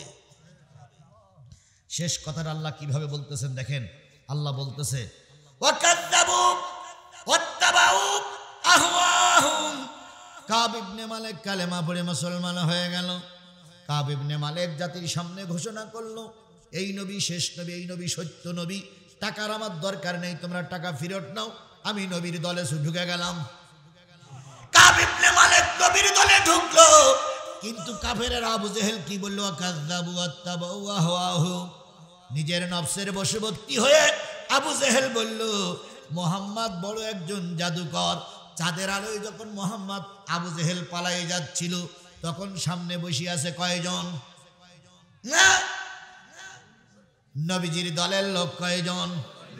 ওরা দলের লোক সব ছত্রভঙ্গ হয়ে গেছে, কারণ নেতারা হেরে গেছে, আর থাকার কথা না। কিন্তু দলের লোক 40 জন সামনে বসে আছে, নবীকে নিয়ে যাবে। ওই 40 জন লোকের ভিতর থেকে আওয়াজ আসতেছে, হুজুর আবু জেহেল বলা পালাইয়া যাচ্ছে। আলী বলতেছে, পালা রে পালা, জলদি পালা, নইলে তোদের গলায় ঝুলবে তালা। পালা রে পালা, জলদি পালা, নইলে তোদের গলায় জুতোর মালা।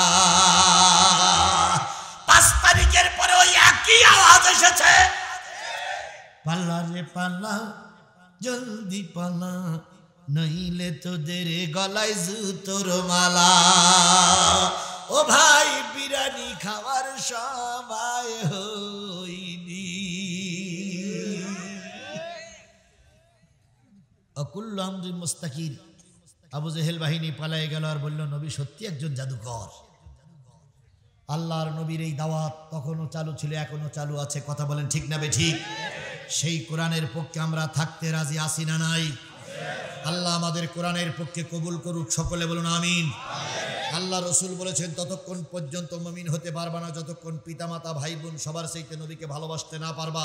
আমার হৃদয়ে নবীর ভালোবাসা, কোরআন নিয়ে মরতে চাই, কোরআন নিয়ে বাঁচতে চাই, কোরআন নিয়ে রাজনীতি করতে চাই। সকলে রাজি? আল্লাহ আমাদেরকে কোরআনের পক্ষে কবুল করুক।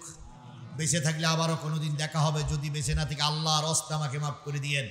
আমার বোধহয় খুব তাড়াতাড়ি মাহফিল হচ্ছে 2 জানুয়ারি। কই সে বেগুনবাড়ির লোক কই? 2 জানুয়ারি আমার বেগুনবাড়ি মাহফিল সর্বশেষ। এরপর পরে বেগুনবাড়ি 2 তারিখ। বেগুনবাড়ি চেনেন তো আপনারা? হ্যাঁ, 22 জানুয়ারি কদমতলা। এই বছর 22 জানুয়ারি দিনের বেলায় কদম